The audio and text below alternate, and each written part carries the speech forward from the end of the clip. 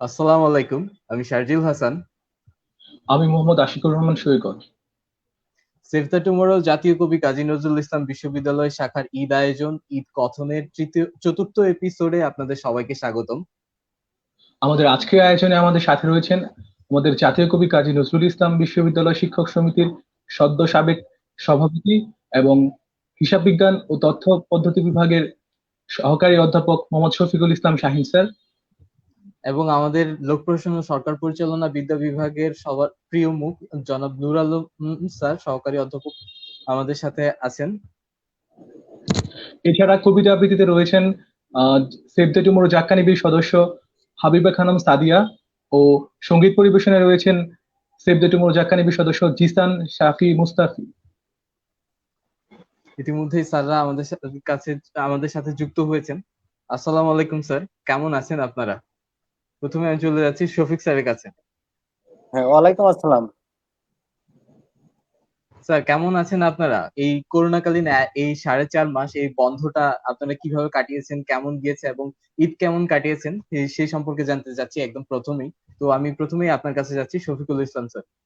আচ্ছা, ধন্যবাদ তোমাদেরকে। তোমরা সুন্দর করে এই ধরনের program করার জন্য, কারণ বিগত আরো 3টি এপিসোড তোমরা সম্পূর্ণ করেছো। তাই সে জায়গা থেকে তোমাদেরকে আসলে কৃতজ্ঞতা জানাই। আর আমার কবি নজরুল বিশ্ববিদ্যালয়ের সকল শিক্ষার্থী, আমার প্রিয় সহকর্মী, আমার প্রিয় শিক্ষার্থীবৃন্দ এবং বিশ্ববিদ্যালয়ের সকল কর্মকর্তা কর্মচারীবৃন্দ এবং বিশ্ববিদ্যালয় প্রশাসনের মাননীয় ভিসি স্যার সহ সকল ধরনের যারা কর্মকর্তা জড়িত আছে সবাইকে আমি ঈদ মোবারক জানাচ্ছি এবং সবাইকে ঈদের শুভেচ্ছা জানাচ্ছি। যদিও করোনাকালীন ঈদ, মানুষের ভিতরে অনেক ধরনের হতাশা রয়েছে, এর ভিতরে করোনার সাথে যুক্ত হয়েছে সেই বন্যা, যেখানে আমাদের প্রায় 32 ডিস্ট্রিক্ট আর ক্ষতিগ্রস্ত হয়েছে, অনেক মানুষ মৃত্যুবরণ করেছেন। তাই সেই জায়গা থেকে করোনাকালীন সময় ঈদের যে শুভেচ্ছা জানানো, সেটাও একটু মানসিকভাবে একটু খারাপ লাগে। তারপরও ঈদ চলে গেছে, কোনোভাবে সম্পন্ন করেছি, যেটা একমাত্র সৃষ্টিকর্তাকে খুশি করাটার জন্যই। সেই জায়গা থেকে আসলে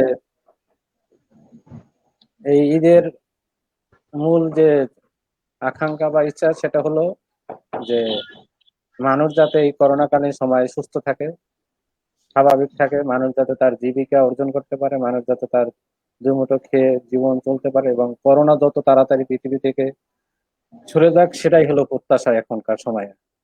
আর এতে এটুকুই, বেশি আনন্দ করার আসলে ইচ্ছাও নেই বা অনুভূতিও ছিল না।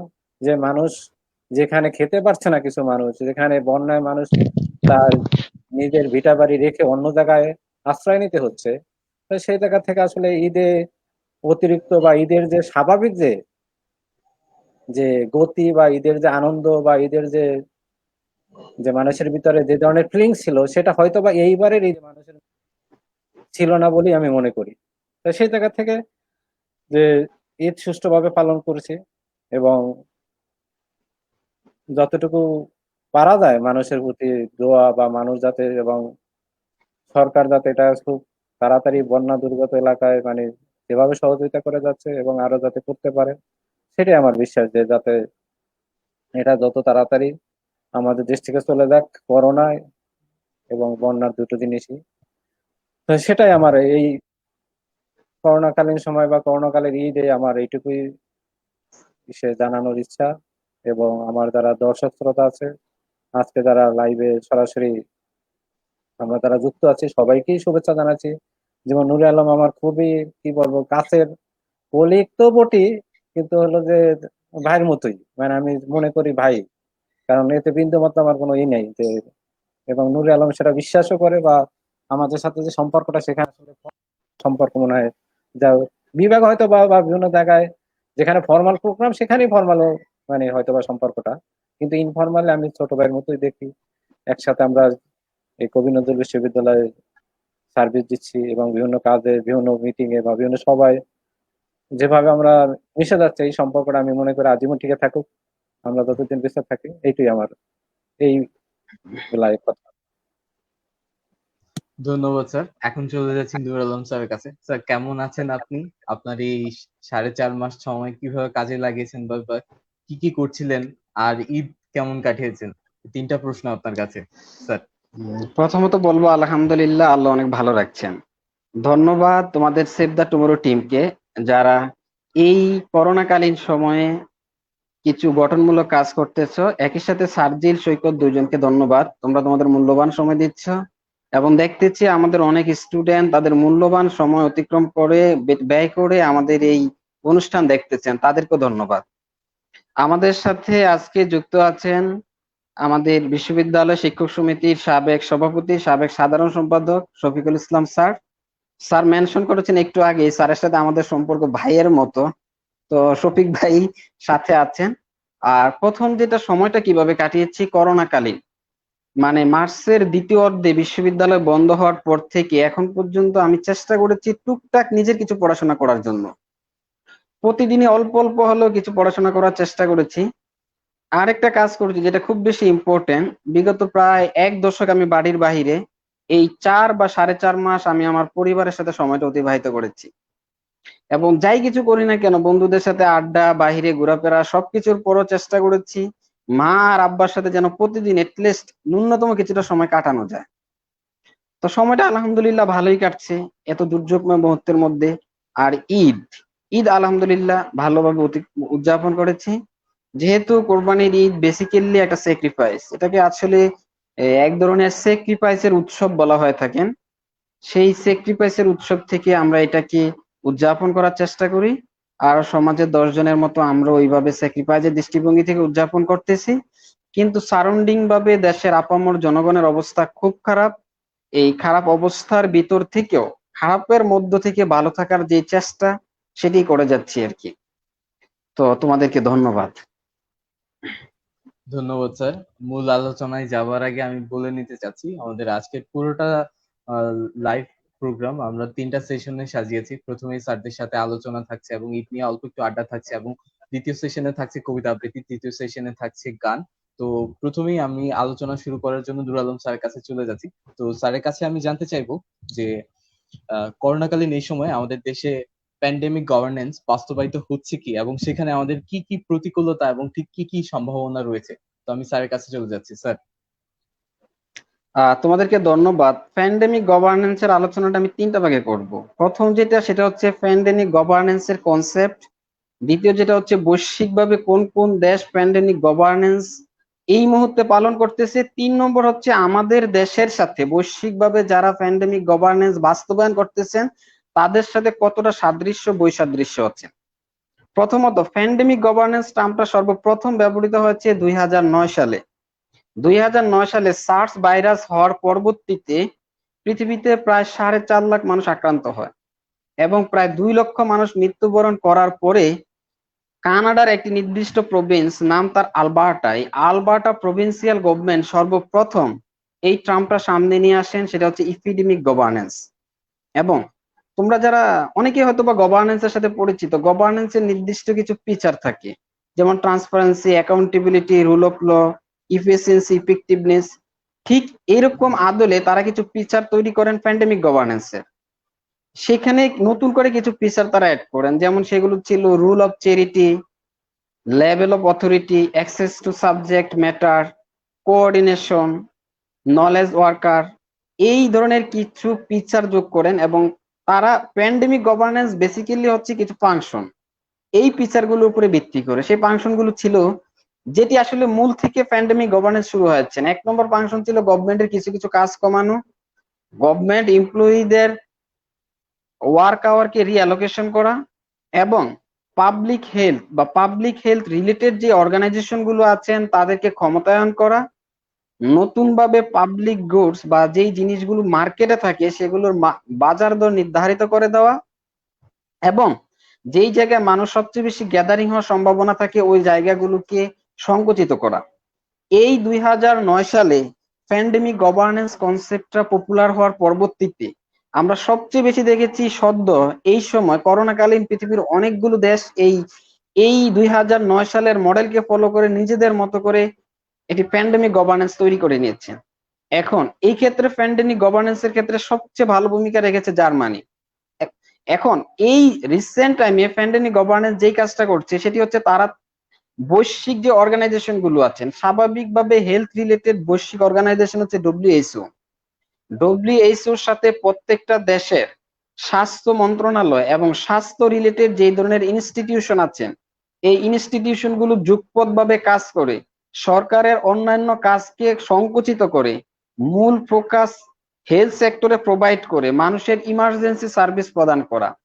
এই ক্ষেত্রে ইউরোপের কিছু কিছু কান্ট্রি বেশ ভালো সফলতা পেয়েছে, জার্মানি এবং most of the country basically আফ্রিকার দেশগুলো এই প্যান্ডেমিক গভর্নেন্সের ক্ষেত্রে ফলো করতে চেয়েছিলেন চায়না মডেলকে। চায়না মডেলকে অনেক সুন্দর হয়েছিল। তারা প্রথম যখন এই প্যান্ডেমিক মোকাবেলা করে তখন তারা তাদের ওই নির্দিষ্ট প্রদেশটাকে ব্লক করে দিয়েছিল, ব্লক করে দিয়ে ওই জায়গার ভিতরে প্যান্ডেমিক গভর্নেন্সের সবগুলো ফিচারকে এক্সিকিউট করার চেষ্টা করেছেন। এবং সবচেয়ে বড় যে প্রশ্নটা তোমরা করেছে যে প্যান্ডেমিক গভর্নেন্সের সাথে আমাদের দেশের বর্তমান যেইভাবে আমরা এই প্যান্ডেমিককে মোকাবেলা করতেছি এটা সাদৃশ্য কতটুকু আছে। হ্যাঁ, আমরা যদি লক্ষ্য করি তাহলে প্যান্ডেমিক গভর্নেন্সের কনসেপ্ট যেটা আছেন সেই কনসেপ্ট কিন্তু আমরা মেনে নেওয়ার চেষ্টা করেছি, কিন্তু বাস্তবে সেটা খুব একটা কাজ করে নাই। যেমন প্যান্ডেমিক গভর্নেন্সের ক্ষেত্রে দুইটা জিনিস বৈশ্বিকভাবে পালন করা হয়, একটা হচ্ছে মিনিস্টার পর্যায়ে বা ইন্টার মিনিস্টারিয়াল কমিটি গঠন করা, আরেকটা হচ্ছে প্যান্ডেমিক রিলেটেড টাস্ক ফোর্স গঠন করা। বাংলাদেশে দুটাই করা হয়েছে, ইন্টার মিনিস্টার কমিটিও গঠন করা হয়েছে এবং প্যান্ডেমিক টাস্ক ফোর্সও গঠন করা হয়েছে, কিন্তু কোনোটি খুব ভালোভাবে কাজ করে নাই। এর পাশাপাশি প্যান্ডেমিক গভর্নেন্সের অন্যতম একটা কাজ ছিল পাবলিক হেলথ রিলেটেড যে অর্গানাইজেশন আছে তাদেরকে এম্পাওয়ারমেন্ট করা। এক্ষেত্রে একটি কথা বলা যেতে পারে, সেটি হচ্ছে আমরা একটা কনসেপ্টের সাথে পরিচিত, যে বলা হয় মাস্ক না পড়লে বা স্বাস্থ্যবিধি না মানলে 1 বছর পর্যন্ত জেল অথবা 5,000 টাকা জরিমানার একটা আইন করা হয়েছে। এই আইনটা করা হয়েছিল সংক্রামক ব্যাধি 2018 আইনের সংশোধিত রূপে। সেখানে সুস্পষ্টভাবে বলা আছেন যে স্বাস্থ্য মন্ত্রণালয়ের মহাপরিচালক এই আইন বাস্তবায়ন করবেন। তিনি যখন ইচ্ছা তখন অন্যান্য ব্যক্তিদেরকে, সরকারের যে কোনো কর্মকর্তা কর্মচারীকে এই আইন বাস্তবায়ন করার জন্য নির্দেশ প্রদান করতে পারবেন। কিন্তু বাস্তবে বাংলাদেশে কিন্তু এই আইন বাস্তবায়ন হয়নি, অথবা আমাদের ডেমোক্রেটিক যে কমপ্লেক্স সিচুয়েশন আছেন এই সিচুয়েশনের কারণে জেলা পর্যায়ে যারা সরকারের আইন বাস্তবায়ন করেন, জেলা প্রশাসক যাকে অন্য জায়গায় বলা হয় ডিস্ট্রিক্ট ম্যাজিস্ট্রেট, এই ডিস্ট্রিক্ট ম্যাজিস্ট্রেটরা সিভিল সার্জনদের কথা শুনে না, যার কারণে প্যান্ডেমিক গভর্নেন্সের যে মূল কনসেপ্ট সেটি কিন্তু সঠিকভাবে কাজ করতেছে না। আরেকটি জিনিস হচ্ছে রাষ্ট্রের যে সর্বোচ্চ প্রতিষ্ঠান, যেমন আমাদের রাষ্ট্রের সর্বোচ্চ প্রতিষ্ঠান হচ্ছেন সংক্রামক ব্যাধি related IEDCR, institute of epidemiology disease control and research. এই প্রতিষ্ঠানকে কথা ছিল যে এরা লিডিং পর্যায়ে সবকিছুকে নিয়ন্ত্রণ করবেন, অথবা তাদের পরামর্শে তাদের সাজেশনে এই সময় রাষ্ট্র পরিচালিত হবে। বাট আমরা দেখেছি যে আমাদের ঠিক যতটা প্যান্ডেমিক গভর্নেন্স বাস্তবায়ন করার কথা ছিল ঠিক ততটা পারেনি। এর একটা কারণও আছে, ডেভেলপিং কান্ট্রিগুলো সরাসরি নতুন ধরনের কোন সিস্টেম ইন্ট্রোডিউস করে সেটা বাস্তবায়ন করা খুব কঠিন। তবে 70-এর দশকের ভিতরে যারা স্বাধীনতা অর্জন করেছেন, এবং আমাদের পাশাপাশি আমরা যদি আমাদের প্রতিবেশী দেশগুলোর দিকে তাকাই, ইন্ডিয়া বা পাকিস্তান, তাদের চেয়ে আমাদের এপিডেমিক গভর্নেন্স ভালো ছিল। মানে কম্পারেটিভলি আমরা ডেভেলপ কান্ট্রি সক্ষমতা অর্জন করতে পারি নাই, বা ডেভেলপ কান্ট্রির মতো এপিডেমিক গভর্নেন্স মেনটেন করতে পারি নাই, কিন্তু আমাদের আশেপাশে যে দেশগুলো ছিল ভারত, বিশেষত ভারত বা পাকিস্তান, তাদের চেয়ে ভালো এপিডেমিক গভর্নেন্স মেনটেন করা সম্ভব হয়েছে। এবং আশা করি হয়তোবা সরকার আরেকটু সদিচ্ছা হলে বা আমাদের সামষ্টিকভাবে গভর্নেন্সের সাথে যত ধরনের স্টেক হোল্ডার জড়িত আছেন সবার স্বতঃস্ফূর্ত অংশগ্রহণের মাধ্যমে এপিডেমিক গভর্নেন্স আরো ভালোভাবে কাজ করবে। ধন্যবাদ শারজিল। ধন্যবাদ স্যার। আমরা প্যান্ডেমিক গভর্নেন্স নিয়ে অনেক কিছু জানতে পারলাম স্যার থেকে। এখন হচ্ছে যে আমি সৈকতের কাছে চলে যাচ্ছি। সৈকত। ধন্যবাদ শারজিল। তো আমি এই পর্যায়ে চলে যাচ্ছি শফিক স্যারের কাছে। সারা বিশ্বব্যাপী যখন করোনার থাবা বা করোনার করাল গ্রাসে আমরা সবাই আর কি অবস্থা খারাপ, ঠিক সেই সময়টাতে শফিক স্যার অবস্থান করছিলেন চীনের উহান প্রদেশে আর কি। মানে উনি একদম যখন করোনার প্রথম আর কি আসে ওই টাইমটাতে তিনি চীনের ওহানে ছিলেন। তিনি চীনের ওহানের একটি বিশ্ববিদ্যালয়ে পিএইচডি ফেলো করতেছিলেন আর কি। তো উনি ওই সময় তার সেমিস্টার ফাইনাল পরীক্ষা চলতেছিল, পরীক্ষা শেষ করে উনি দেশে চলে আসেন এবং দেশে এসে বিভিন্ন ধরনের সচেতনতামূলক কার্যক্রমে অংশগ্রহণ করেন বিভিন্ন কলেজ এবং বিভিন্ন স্কুলে এবং বিভিন্ন গুরুত্বপূর্ণ জায়গায়। তিনি লিফলেট বিতরণ করেন, বিভিন্ন আলোচনা অনুষ্ঠান করেন। তো আমি জানতে চাই স্যারের এই অভিজ্ঞতাটুকু, যে যে দেশ থেকে করোনার উদ্ভব, সেই দেশ থেকে আপনি এসে বা সেই জায়গাটি থেকে এসে দেশে যে সচেতনতামূলক বা যে একটি মহান কর্মযজ্ঞ আপনি করে সাধন করেছেন, সেই অভিজ্ঞতা যদি আমাদের সাথে শেয়ার করতেন। ধন্যবাদ সৈকত। যে আসলে যখন করোনার উৎপত্তি তখন আমি ওখানেই ছিলাম, সেই 31 ডিসেম্বর 2019। কিন্তু তখন কিন্তু আজকের যে কোভিড-19 এই নামকরণ কিন্তু তখন হয়নি। তখন একটা ভাইরাস নামে বা নিউমোনিয়া হতে পারে এই ধরনের একটা সার্কুলার হয় ইউনিভার্সিটিতে আমাদের, যখন আমাদের সেমিস্টার ফাইনাল চলছিল। সেমিস্টার ফাইনাল 5 তারিখ পরীক্ষা শেষ। আমি যেহেতু বিমানের টিকিট আগে কাটা থাকে দেশে আসার জন্য, আমি 6 তারিখ চলে আসি। কিন্তু তখন কিন্তু কোথাও কোনো প্রবলেম হয়নি, বা এয়ারপোর্ট বলি কোথাও কোনো ধরনের চেকিং নাই। সে কারণ তখন ওরা ওটাকে যে আজকের যে সিভিয়ার ইস্যু, যে ওয়ার্ল্ড ওয়াইড, সেটা কিন্তু ওইভাবে হয়তো বা তারা মনে করে নাই। আর তখন একেবারে ইনিশিয়াল স্টেজ ছিল। তা আমি দেশে চলে আসি, তারপরে 1 সপ্তাহ কি 3 থেকে 4 দিন পর ডিবিসিতে একটা নিউজ হয় যে ওখানে এই ধরনের একটা ভাইরাস আইডেন্টিফাই হয়েছে, যেটা হলো যে মারাত্মক। তারপর আমি ডিবিসি নিউজ দেখি, তারপর দেখি যে আসলে যে তখন আমি মনে করেছিলাম যে বাই চান্স যে ভাগ্য ভালো যে আমি দেশে চলে আসছি, যে বাংলাদেশে তো হয়তো বা নাও আসতে পারে। এবং আসলে বাংলাদেশের মানুষ তখন মনেও করেছে যে করোনা এসে আসলে বাংলাদেশ আসবে না। তাই সেই জায়গা থেকে যে যে আমি লাকিলি মনে করেছিলাম যে আসলে যে চলে আসছি। আর পরবর্তীতে যেটা শুনতে পেরেছি বা আমি জেনেছি, এবং হলো যে আমি করোনার জানুয়ারির 6 তারিখ আসে, আমি ফেব্রুয়ারির 10 তারিখ মনে হয় বাংলাদেশের, আমার আগে লিখেছে কিনা জানি না করোনা ভাইরাস নিয়ে। আমি কিন্তু আমি মনে করি যে ওইটাই আমার মনে হয় প্রথম লেখা কোনো পেপারে, যে কলাম লেখা যে করোনা ভাইরাস ও উহানে আমার অভিজ্ঞতা। তাই সেখানে আমি যে আমার ওই 6 দিনের বা 5 দিনের যতটুকু অভিজ্ঞতা ছিল সেটা আমি শেয়ার করেছি ওখানে। এবং আমার যারা বন্ধু ওখানে যারা ছিল এবং ক্লাসমেট, তাদের সাথে কথা বলেছি যে কিভাবে আসলে তারা এই করোনা ভাইরাসকে চীন সরকার মোকাবেলা করছে বা এখানে এটাকে তারা কন্ট্রোল করছে সেই জিনিস নানা। তারপর ওখানের কিছু অভিজ্ঞতা যে কি আমি নিজে নিজেও করেছি, যে আসলে আমার ফ্যামিলি বা আমার বন্ধু বান্ধব যে কিভাবে এটাকে আসলে, যদি আমাদের দেশে আসে, যদি ওই সময় অনেক ধরনের কথা হয়েছে, কিন্তু পরবর্তীতে যখন আসছে, কিন্তু আমি ওই অভিজ্ঞতা থেকে, যেটা আসলে চীন সরকার বা ওই উহানের যে লোকাল গভর্নমেন্ট যেভাবে বিভিন্ন ধরনের কাজ করেছে, সেই ধারাবাহিক আমার নিজের মনে হয়েছে যে আমি একটা ওখানে থাকলে অনেক ধরনের ক্রাইসিস ছিল, যে হয়তোবা ভালো হতো। কিন্তু আমি যতটুকু জানি যে 10 দিন 15 দিন তোমার ডাল এবং ডিম খেয়েও মানুষ আমার দ্বারা স্টুডেন্ট। কারণ যে তোমার লকডাউন বাংলাদেশে, হয়তো বা লকডাউন এত বড় তো পরিস্থিতি, লকডাউন তো ওইভাবে আসলে বাংলাদেশে পালন হয়নি। যে এবং সরকার যতটুকু আমি মনে করি যে যে লকডাউনের সেটা ওইভাবে করেনি। কারণ আমাদের দেশে যেভাবে যে জীবিকা বা জীবনের যে গুরুত্ব, সেই জায়গা থেকে হয়তো বা সরকারি কিছুদিন ছিল, যে এখন হয়তো বা সীমিত আকার আছে, কিন্তু সরকার চেষ্টা করছে। কিন্তু সেই জায়গা থেকে আমার নিজের একটা মনে হয়েছে যে আমি do something for the society.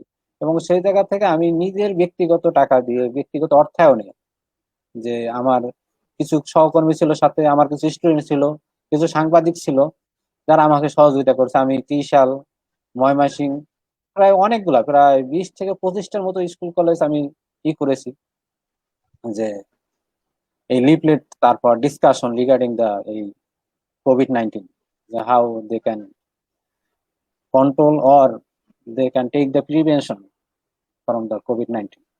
তো এটা আমার ভালো লেগেছে। আমি কিন্তু পরবর্তীতে হয়তো বা যখন বেশি স্প্রেড হয়েছে তখন আসলে করতে পারিনি, কারণ এই যে লকডাউন, যে সরকারের নির্দেশনা ছিল যে সব জায়গায়, কারণ তারপর নিজেরও সেফটির ব্যাপারটা ছিল, কারণ হলো যে আমি নিজে ধমান আমার ফ্যামিলি আক্রান্ত হওয়া, বা আমার আশেপাশে যে আমি যে বাসায় থাকি ওই ফ্ল্যাটে যারা অন্যান্য ফ্যামিলি যারা থাকে তারা প্রতিবেশী তাদের, তা তখন আমি কি করলাম যে না, যে সরাসরি ফিল্ডে না গিয়ে তখন আমি আসলাম যে পেপারে, যদিও আজকে আমি ওই লেখায় কিন্তু কন্টিনিউয়াস লিখে যাচ্ছি যে এই করোনা কিন্তু আমাকে আজকে এই পেপারে লেখার মানে এক ধরনের কি বলবো যে ইন্সপিরেশন, যে করোনার কারণেই কিন্তু আজকে আমি পেপারে লিখে যাচ্ছি নানান ইস্যুতে, কিন্তু করোনা কিন্তু নাহলে কিন্তু আমি এই ফেব্রুয়ারি 10 তারিখের আগে কিন্তু কোনোদিন আমি কোনো পেপারে লিখিনি। যে ওখান থেকে আমার এই আজকে লেখার বা যেটা চিন্তা ধারণা, বা আমি যতদিন বেঁচে আছি শিক্ষকতায় আছি আমি এই কাজ করে যাব, যে তখন আমি এই যে লেখার মাধ্যমে মানুষকে, যেমন মোর দ্যান 30, যে ইন মাল্টিপল পেপারস, যে এই করোনা নিয়ে লেখা, যত করোনা কিভাবে সতর্কতা, করোনা কি হতে পারে, করোনার নানান ইস্যু। তাই জায়গায় মনে করছি যে আগে ছিল যে সরাসরি ডিরেক্টলি কন্ট্রিবিউট করা, আর পরবর্তী যাচ্ছে যে না আমি নিজে বাসায় থেকে, যে যদি কিছু মানুষ আমার লেখা পড়ে যদি সচেতন হয়, উপকৃত হয়, সেটাই আমার ইচ্ছা ছিল, এবং আমি এখনো এই করোনা নিয়ে করে যাচ্ছি এই লেখালেখির কাজ।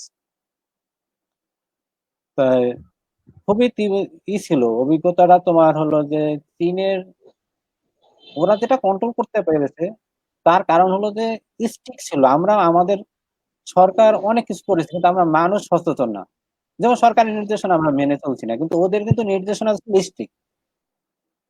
যেমন ছিল যে তোমার একই বাসা থেকে সপ্তাহে একজন আর বেশি, এই ধরনের রুলসও ছিল যে যেতে পারবে না, এই ধরনের একটা, যে মানুষের বাজারে যাওয়ারও রেস্ট্রিকশন ছিল, যে কিভাবে এক ফ্যামিলি বা 1 লাখ থেকে কয়জন যেতে পারবে। কিন্তু আমাদের তো বর্তমান সরকার অনেক ধরনের নির্দেশনা করে যাচ্ছে বা দিয়েছেন, কিন্তু আসলে আমরা মাস্ক পরা বাধ্যতামূলক করছি, কিন্তু আমরা কত, আজকে আমি বিকালে যেমন একটু দেখলাম যে মাস্ক তো বলতে কেউ নাই, ঈদের দিন নামাজ পড়তে গেলাম, সেখানে দেখি যে আমি এবং আমার আশেপাশে কয়েকজন ছাড়া ম্যাক্সিমাম লোক হলো মাস্ক বিহীন। তাহলে সরকার তো নির্দেশনা যাচ্ছে, সরকার তো তার কাজ করে যাচ্ছে, কিন্তু আমরা আসলে জনসাধারণ, কারণ শুধু সরকারকে দায়ী করে কোনো লাভ নেই, কারণ আমাদের এই 18 বা 20 কোটি বা যেটা বলি মানে হয়তোবা কাগজপত্র 16 কোটির জনসংখ্যা, হয়তোবা এর চেয়ে বেশি হতে পারে, কিন্তু আমাদের নিজেদের অনেক দায়িত্ব আছে। আমরা নিজে সচেতন থাকলে, যে সরকারের যে ইনিশিয়েটিভ গুলা সেগুলা বাস্তবায়নে আমাদের কি বলবো যে সহযোগিতা করা দরকার, তাহলে সরকারে এগিয়ে যেতে পারে, সরকারের সফলতা বাস্তবায়ন করা সম্ভব। তাই এভাবে কিন্তু এখনো দেখা যায় যে যেটা চীন সরকার কিন্তু দেখো যে খুব কন্ট্রোল করতে পেরেছে, কিন্তু আমাদের কিন্তু এখনো কিন্তু নেয়নি, আমরা কিন্তু দেশে আছি, কারণ কি, এবং যারা ওখানের যে স্টুডেন্ট যারা যায়নি বা যারা যেতে পারেনি, কারণ এক দেশ থেকে আরেক দেশের বিমান যোগাযোগ বন্ধ ছিল, সে বন্ধ থাকা যেতে পারেনি, কিন্তু তারা কিন্তু ওখানে ওই দিনটা ক্যাম্পাস যখন ওরা কন্ট্রোল করেছে তখন কিন্তু ক্যাম্পাসের বাইরে যাওয়ার নিষেধ ছিল, এবং অন্যান্য স্টেটে যারা ছিল বা প্রভিন্সে ছিল তাদের হলো যে কিছুদিন আগে হয়তো বা 1-1.5 মাস আগে হয়তো ইউনিভার্সিটি থেকে মানে নোটিশ করেছে যে তারা এখন ক্যাম্পাস আসতে পারবে, তাও আসলে গেটে এসে আগে নক করতে হবে, দেন তারপর হলো অন্যান্য চেক আপ, দেন সে অ্যালাউ করবে যে ক্যাম্পাসের ভিতর আসার জন্য। তো তাহলে কতটুকু তারা যে এই প্যান্ডামিক সিচুয়েশনকে মোকাবেলা করার জন্য তারা সেই ধরনের নির্দেশ বা ছিল, এবং মানুষও সচেতন ছিল, যার কারণে আজকে চীন তাদের যে করোনাকে মনে হয় যে কন্ট্রোল করতে পেরেছে। তা আমি মনে করি আমাদের বাংলাদেশ সরকারও সেই দিকে যাচ্ছে, আগাচ্ছে, ইনশাল্লাহ আমরাও যে সৃষ্টিকর্তার রহমতে, আল্লাহ রহমতে আমরাও করোনা থেকে মুক্ত হব। এবং আমাদের একটাই কথা বা প্রত্যাশা বা যে আল্লাহ তালা এই করোনা থেকে আমাদের মুক্তি করুক, আর হলো যে যত তাড়াতাড়ি টিকা চলে আসুক, যে আমরা আমাদের স্বাভাবিক জীবনে চলে আসি। কিন্তু একটা জিনিস সবাইকে অনুরোধ করবো এই টকশোর ভিতরে বা এই লাইভের ভিতরে দিয়ে, যেটা হলো যে এই যে এখন যে বর্তমান নিউ নর্মাল লাইফ, সেটাকে যাতে মানুষ চিন্তা করে, বা এই এই পরিস্থিতিটাকে নিউ নর্মাল মানে স্বাভাবিক হিসাবে চিন্তা করে নিয়ে জীবনকে এগিয়ে নিতে হবে। নিজের কার্যক্রম বন্ধ করে ঘরে বসে থাকলে চলবে না, কারণ জীবিকা বন্ধ থাকলে সব মানুষের কোথায় যাবে, কিভাবে মানুষ তার আহার অর্জন করে। তাই এটি আমি এই পর্যায়ে সৈকতকে ধন্যবাদ জানাচ্ছি। এর পরবর্তী যদি কোনো অন্য কিছু আছে তাহলে তখন কথা বলবো। ধন্যবাদ স্যার আপনাকেও। আপনার কথার প্রেক্ষিতে আমি একটা জিনিস জিজ্ঞেস করতে চাই, সেটা হচ্ছে আমরা একাত্তরে জাহানারা ইমামের একটা লেখা পড়েছিলাম যে একাত্তরের দিনগুলি, তিনি সেই লেখাতে ধারাবাহিকভাবে একাত্তরের তার বাস্তব অভিজ্ঞতা বর্ণনা করেছিলেন। আপনি দীর্ঘ 4 মাস 5 মাস যাবত, আমি নিজেও আপনার লেখা নিয়মিত পড়ি, বাংলাদেশে প্রায় সবগুলো জাতীয় পত্রিকাতে আপনার লেখা প্রকাশিত হয়েছে বিভিন্ন রিলেটেড, মানে আপনি মানে সকল বিষয়ে লেখা লিখেছেন। তো আমরা কি এই লেখাগুলোর সম্মেলনে সেরকম একটা বই পেতে পারি কিনা, এই করোনা পরবর্তী সময়ে, যে করোনা পরবর্তী সময়ে যে আপনি যে লেখাগুলো লিখেছেন? এখন এটা আমাকে আমার এই ধরনের, কিন্তু আমি তোমাদেরকে যারা আমার এই যে নুরে আলম সহ বা আমাদের যারা সহকর্মী আছে এবং আমার শিক্ষার্থী সবাইকে আমি কৃতজ্ঞতা জানাই, কারণ তাদের আমার প্রতি ছিল মানে অনেক লোক আমাকে ফোন করেছে, মেসেঞ্জারে নক করেছে, মানে যেটা আমার লেখার জন্য কিন্তু এক ধরনের মোটিভেশন হিসাবে কাজ করেছে। কারণ আমি শুধু আমি শফিককে কিন্তু রিপ্রেজেন্ট করি না, কবি নজরুল বিশ্ববিদ্যালয়কে রিপ্রেজেন্ট করছি। এবং তুমি দেখো যে আমি কিন্তু আমার ডেজিগনেশন ইউজ করি না, আমার বিভাগ ইউজ করি না কিন্তু আমার লেখায়, আমি ইউজ করি জাস্ট কবি নজরুল বিশ্ববিদ্যালয়। আমার এইটাই হলো, কিছু কিছু জায়গায় ইংলিশ পত্রিকা আমার পিএইচডির ফেলোর ব্যাপারটা আসে, কিন্তু বাংলা পত্রিকা ম্যাক্সিমামই জাতীয় কবি শিক্ষক হিসাবে পরিচয়। সেই জায়গা থেকে আমি মনে করি যে এটা আমার কবি নজরুলের যারা স্টেক হোল্ডার আছে সবার প্রতি কৃতজ্ঞতা জানাই, কারণ আমি একেবারে নতুন লেখক ছিলাম। সেই জায়গা থেকে আমাকে মানে ডিরেক্টলি ইনডিরেক্টলি মোটিভেট করে করেছে। আর বই লেখার ব্যাপার আমার নিজের কখনো ইচ্ছা ওইভাবে যে লেখা যায় বই, এটা ছিল না। কিন্তু আমাকে অনেকেই বলেছে তোমার এই লেখাগুলো, যারা আমার সিনিয়র সহকর্মী আছে তারা বলছে যে তোমার লেখাগুলো পেপার অনুসারে। আমি কিন্তু শুরুতে এর রেকর্ডও রাখতাম না, কোন পেপারে কয় তারিখ আসে কিভাবে। পরবর্তীতে আমার দুই একজন সিনিয়র কলিগের কারণে প্রত্যেকটা পেপারের করা, যে ওই আগে তো ফটোকপি রাখা হতো, এখন হলো যে তোমার লাইন লিঙ্ক গুলা রেখে দেওয়া হচ্ছে, যাতে ভবিষ্যতে তোমার করোনা নিয়ে বই বের করা যায় বা আদার্স একটা বই, এইভাবে চিন্তা ভাবনা আছে। এবং এটা প্রেসে বলাও দেওয়া এবং বলে রেখেছি যে ওকে যেটাই পাবলিশটার সাথে সাথে ওকে লিঙ্কটা দিয়ে রাখি, যে ওখান থেকে যাতে ও ওটাকে ওয়ার্ড ফাইল অথবা যে কোনো একটা মানে বই পাবলিশ করতে হলে যেভাবে বের করতে হয় সেই রিলেটেড একটা যাতে ও প্রিপারেশন নিয়ে রাখে, যে করোনা যদি স্বাভাবিক হয়। কারণ ওকে একটা জিনিস বলেছে যে প্রত্যেকটা পেপার তুমি ওয়ার্ডে নিয়ে রাখবা, এবং কোন পত্রিকায় এটা অনলাইন অথবা প্রিন্ট ভার্সনে কোন ভার্সনে আসছে সেটা, বা বোধ ভার্সনে যদি আসে সেটাকে মানে রেকর্ড করে রাখতে, যাতে ভবিষ্যতে আমি যদি কখনো বই বের করতে চাই তাহলে সেটা করতে পারি। ইচ্ছা আছে, কিন্তু আমার শুরুতে ইচ্ছা ছিল না যে বই বের করার। ধন্যবাদ সৈকত তোমাকে। যে ধন্যবাদ স্যার। স্যার, আপনি যেভাবে বলছিলেন যে করোনা আসার পরে আপনি লেখালেখি শুরু করেছেন, আপনার আর্টিকেল গুলো আমরাও পড়ছি, কিন্তু আপনার একটা আর্টিকেল আমার খুব ভালো লেগেছিল, যে করোনায় সার্কের পুনর্জন্ম সম্ভব। সেখানে আপনার আইডিয়াটা আমার খুব ভালো লেগেছে, যে সবাই মিলে কাজ করলে একটা দীর্ঘমেয়াদী হচ্ছে যে উন্নয়ন সম্ভব। ওই প্রেক্ষিতে যদি আপনি কিছু শেয়ার করতেন স্যার। যে ধন্যবাদ সার্জিল। যে ওখান থেকে যে করোনা সার্কেল, যেমন তুমি আমাদের সার্কেল উৎপত্তি যেভাবে হোক, কিন্তু সাউথ এশিয়ায় এর কন্ট্রিবিউশন অনেক। এবং আমি ওইখানে আমার একটা লেখা কিছু মানে করেছে, যে প্রথম যে প্যারাটা ছিল আমার লেখায় সেই লেখাটা একটু ওরা করছে, এডিট করেছে এবং টোটাল আসেও নেই। যেখানে ছিল যে সার্ক 1985 সালে উৎপত্তি হয় বা এটার সৃষ্টি হয়, কিন্তু যে বাংলাদেশ স্বাধীন হওয়ার পর আমাদের জাতির পিতা, হাজার বছরের শ্রেষ্ঠ বাঙালি যে বঙ্গবন্ধু শেখ মুজিবুর রহমান, কিন্তু তার বিভিন্ন জায়গায় বিভিন্ন কথা, যেমন আমি ইন্ডিয়ার একটা ওখানে কথা ছিল একটা জনসভায়, যেখানে হলো ইন্ডিয়ার তখনকার প্রধানমন্ত্রী আমাদের জাতির পিতাকে ইনভাইট করেছিল, সেখানে একটা বক্তৃতা এসে এই সাউথ এশিয়ায় যে এই ধরনের একটা প্ল্যাটফর্ম দরকার বা এই ধরনের, সে কিন্তু ওখানেই মানে এই কথা তুলে ধরেছে, যেটা হয়তো বা 1985 সালে মানে ফাইনালি হয়েছে। কিন্তু এই জন্য আমার ওখানে লেখা ছিল যে সার্কের আসলে স্বপ্নদ্রষ্টা, অথবা যে সেখানে বন্ধুকে আমি আখ্যায়িত করেছিলাম, ওই জিনিসটা ওখানে আসেনি। কিন্তু যেমন সার্কের যে উৎপত্তি এবং পরবর্তীতে যে ধরনের এখন বর্তমান যেটা হলো যে আসলে প্রায় অকার্যকর হয়ে পড়েছে, সেখানে ইন্ডিয়ার প্রধানমন্ত্রী নরেন্দ্র মোদীর যে মার্চের যে ইনিশিয়েটিভ, সেটাকে আমি সাধুবাদ জানাচ্ছিলাম এবং এখনো সাধুবাদ জানাই। যে ওই ধরনের একটা যে যেখানে অনেকদিন সার্কের সম্মেলনই হয়ে যায়নি, যে পাকিস্তান এবং ইন্ডিয়ার সাথে যে কনফ্লিক্টের কারণে, সেখানে এই করোনাকে ইস্যু করে নরেন্দ্র মোদী যে এক ধরনের ভার্চুয়াল কনফারেন্স করলো, সেখান থেকে আমি মনে করেছিলাম যে আসলে স্যারকের পুনর্জন্ম সম্ভব। তা পরবর্তীতে আমি এই লেখাটা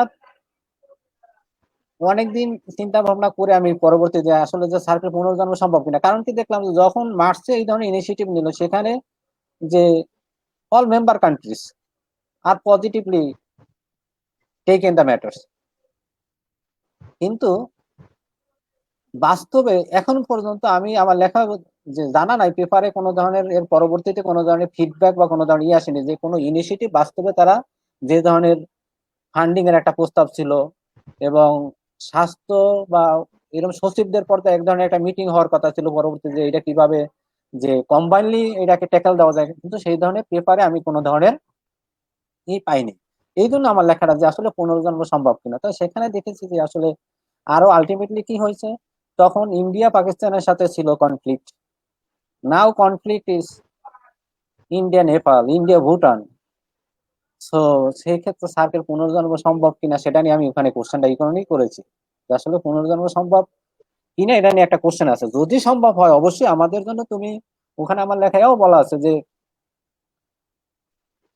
3 গুণ তোমার হলো হয় গ্রোথ বা যে ট্রানজেকশন গুলা ট্রেডের যে ব্যাপারগুলা সেটা এখন তো আছে তার 3 গুণ করা সম্ভব যদি সাউথ এশিয়ায় সার পজিটিভলি রান করে, যদি এই ভূ রাজনীতি অথবা inter conflict among the countries আর বিটুইন দ্য কান্ট্রিজ যদি এটা মিনিমাইজ করে, তাহলে শুধু আমি বলবো যে ইন্ডিয়া পাকিস্তান বা অন্য দেশের যে কনফ্লিক্ট সেটাকে যদি মিনিমাইজ করতে পারে, তাহলে আমাদের বাংলাদেশ সহ এই সকল দেশগুলা ফাইন্যান্সিয়ালি বা ইকোনমিক্যালি অনেক বেনিফিটেড হয়, যা বলার অপেক্ষা রাখে না। সেই জায়গায় অবশ্যই আমি আমার লেখায় বলছি যে ইন্ডিয়াকে যেভাবে নরেন্দ্র মোদী এগিয়ে আসছিলেন এবং তার প্রস্তাবে মাননীয় প্রধানমন্ত্রীর প্রস্তাব ছিল যে একেবারে অন্যান্য প্রস্তাব এবং এটাকে এপ্রিসিয়েট করার মতো, সে ইভেন এও ওখানে তার প্রস্তাব ছিল যে কি যে যদি সার্ক মনে করে যে এই ধরনের একটা আলাদা প্রতিষ্ঠান করা সম্ভব সেটাও বাংলাদেশ সরকার করতে রাজি। তাই সেই জায়গায় এই কনফ্লিক্টটা সেখানে ইন্ডিয়া যেহেতু এই economically more strong compare to Bangladesh Nepal Bhutan, তো সেই জায়গায় ইন্ডিয়াকে আরো পজিটিভলি এগিয়ে এসে সার্ককে আসলে মানে গতিশীল বা কার্যকর করা উচিত। কারণ কনফ্লিক্ট থাকতে পারে কিন্তু ইন্ডিয়ার একটা জিনিস হলো কি যে তাকে বন্ধুত্বের মনোভাব নিয়ে এগিয়ে আসতে হবে, কারণ প্রত্যেকটা দেশেরই কি আছে আত্মমর্যাদা আছে, বাংলাদেশে ছোট দেশ হোক, নেপাল ছোট দেশ হোক, ভুটান ছোট দেশ হোক, কিন্তু প্রত্যেকটা দেশকে যদি আমি সমকালে একটা লেখা পড়েছিলাম যে কর্তৃত্ব নয় বন্ধুত্বই হোক মানে সম্পর্কের হাতিয়ার বা এই ধরনের একটা মানে মানে বলছে যে যেখানে যদি এই ডোমিনেশন চিন্তা ভাবনা যদি থাকে সেখানে আসলে এই আন্ত অর্গানাইজেশন গুলা বা ইন্টার রিলেটেড যে অ্যাসোসিয়েশন আছে, যেমন এর বিকল্প কিন্তু আর একটা অর্গানাইজেশন দাঁড় করেছিল কিন্তু সেটাও কিন্তু করছে না, মানে আমার ওই মনে নেই, কিন্তু আর একটা অর্গানাইজেশন কিন্তু ইন্ডিয়া দাঁড় করেছে সার্কে যাতে করার জন্য, কিন্তু সেটাও বেশি দূর ইফেক্টিভ না, বিমেস্টিক যতটুকু আমার মনে পড়ে, কিন্তু সেটাও কিন্তু ততটুকু কাজ করছে না। তাই সেক্ষেত্রে সার্কের ভূমিকা এবং ইকোনমিক ইম্পর্টেন্স অথবা ফাইন্যান্সিয়াল ইম্পর্টেন্স অনেক, সেই জায়গায় যদি সকল এই সরকার মানে বাংলাদেশ সরকার চীন সরি ভারত সরকার যদি তারা এগিয়ে আসে এটাকে যদি ভালোভাবে ইফেক্টিভ করে বা তারা তাদের এক্সিলারেট করে রিগার্ডিং দা ফাংশনিং, সেক্ষেত্রে অবশ্যই আমাদের অর্থনৈতিক প্রভাব অনেক এবং অনেক ক্ষেত্রে, যেমন চীন আজকে ইন্ডিয়া কি করছে মানে চীনের সাথে ইন্ডিয়ার, সেই জায়গায় যদি আজকে এই সার্ক মানে সম্পর্ক ভালো থাকতো সেক্ষেত্রে কিন্তু ইন্ডিয়ার অনেক উপকার হতো। এটাই আর হলো যে লেখালেখি তো কিন্তু আমি ইস্যু ভিত্তিক লেখি, চেষ্টা করি যে তোমাদের আরো এই পত্রিকায় যারা সম্পাদক যারা আছে আমি তাদের কাছে আমি ছোট লেখক হিসাবে ক্ষুদ্র লেখকই মনে করি এখনো। তাই সেই জায়গা থেকে কবি নজরুল বিশ্ববিদ্যালয়ের যে শিক্ষক হিসাবে মানে যেগুলা রিপোর্টেড বা রিকগনাইজড পেপার নিউজ পেপার সেইগুলা লেখা পাবলিক চাইটা আমি আমি কবি নজরুলকেই আমি বলবো যে এটা তাদেরই অ্যাচিভমেন্ট এবং সবাই প্রতি আমি কৃতজ্ঞতা জানাই। কারণ আমি যাতে আমাদের আরো অন্যান্য যারা সহকর্মী আছে তারাও যাতে এভাবে যদি এগিয়ে আসে বা এইভাবে লেখালেখি করে, আমাদের তার নিজের যেভাবেই হয় এর সাথে কবি নজরুল বিশ্ববিদ্যালয়কে বেশি রিপ্রেজেন্ট করা হয় না, অমুক বিশ্ববিদ্যালয় যে বিভিন্ন বিশ্ববিদ্যালয়ের শিক্ষকরা যেহেতু লেখে, তাহলে কবি নজরুল কেন করবে? এটাই সার্জি, থ্যাংক ইউ। ধন্যবাদ স্যার আপনাকে। আমরা আলোচনার এই পর্যায়ে নুর আলম স্যারের কাছে চলে যাব। স্যারের কাছে আমার প্রশ্ন থাকবে, বর্তমানে এই সময়ে হচ্ছে যে আমরা অনলাইন ক্লাস করছি এবং বিভিন্ন সেবা হচ্ছে যে অনলাইন ভিত্তিক আমরা পৌঁছে দেওয়ার চেষ্টা করছি। তাছাড়া হচ্ছে যে প্রান্তিক মানুষের কাছে মানে সেবাটা পৌঁছানোর জন্য আমরা কি কি করতে পারি আরো, এবং এই সেবাটা পৌঁছানোর জন্য আমাদের সেন্ট্রাল কিংবা হচ্ছে যে লোকাল গভর্নমেন্টের স্ট্রাকচারে কি কোনো পরিবর্তন আনা প্রয়োজন কিনা, আমি স্যারের কাছে চলে যাচ্ছি স্যার। শারজিল, তোমাকে ধন্যবাদ। এক্ষেত্রে দুইটা জিনিস আছে, একটা হচ্ছে অনলাইন ক্লাস আর একটা হচ্ছে অনলাইন ভিত্তিক বিভিন্ন ধরনের সেবা। এর ভিতরে যেটা অনলাইন ভিত্তিক বিভিন্ন ধরনের সেবা, এটা সরকার দীর্ঘদিনের পরিকল্পনা করে ধীরে ধীরে আগিয়েছেন বা ধীরে ধীরে ইমপ্লিমেন্টেশন করেছেন। কিছুদিন আগে থেকে সরকার নিজস্ব বিশাল ফান্ডে একটা প্রজেক্ট চালু করেছিলেন, যে প্রজেক্টটা ছিল A2I, অ্যাক্সেস টু ইনফরমেশন। এই প্রজেক্টের মাধ্যমে ডিজিটাল বাংলাদেশে রূপান্তরিত করার জন্য প্রান্তিক পর্যায়ে বিভিন্ন ধরনের সেবা জনগণকে দেওয়ার জন্য পাইলট প্রকল্প নিয়ে নিয়ে ধীরে ধীরে বিভিন্ন সেবা জনগণের দেড়গোড়ায় পৌঁছে দিয়েছে। এটা অবশ্যই ভালো উদ্যোগ, এবং হয়তোবা যতটুকু উন্নয়ন করা দরকার ততটুকু হচ্ছে না, কিন্তু অনেক ধরনের সার্ভিস সেবা আজকে জনগণের কাছে অনলাইন ভিত্তিক পৌঁছে যাচ্ছে। যেমন কেউ যদি পুলিশ ক্লিয়ারেন্স দরকার হয়, এবং আমরা দেখতেছি প্রাইমারি স্কুলের বাচ্চাদের যে টাকা, বৃত্তির টাকা, সেটা কিন্তু বাচ্চার মায়ের অ্যাকাউন্টে চলে যাচ্ছে, মোবাইল অ্যাকাউন্টে চলে যাচ্ছে। সদ্য সরকার ঘোষণা করছেন যে 100টা উপজেলা ঘোষণা করছেন যে উপজেলাগুলোতে 100% বয়স্ক ভাতা এবং বিধবা ভাতার আন্ডারে নিয়ে আসা হয়েছে। এবং এই যে বয়স্ক ভাতা বিধবা ভাতার যে প্রক্রিয়া, এটিও কিন্তু পুরোপুরি অনলাইন ভিত্তিক। তার মানে অনলাইন ভিত্তিক যে বার্থ রেজিস্ট্রেশন বা অন্য যত ধরনের সার্ভিস দিচ্ছেন, এটা কিন্তু সরকার ধীরে ধীরে প্রিপারেশন নিয়ে নিয়ে দেশকে ডিজিটালাইজ করার জন্য এগিয়ে যাচ্ছেন।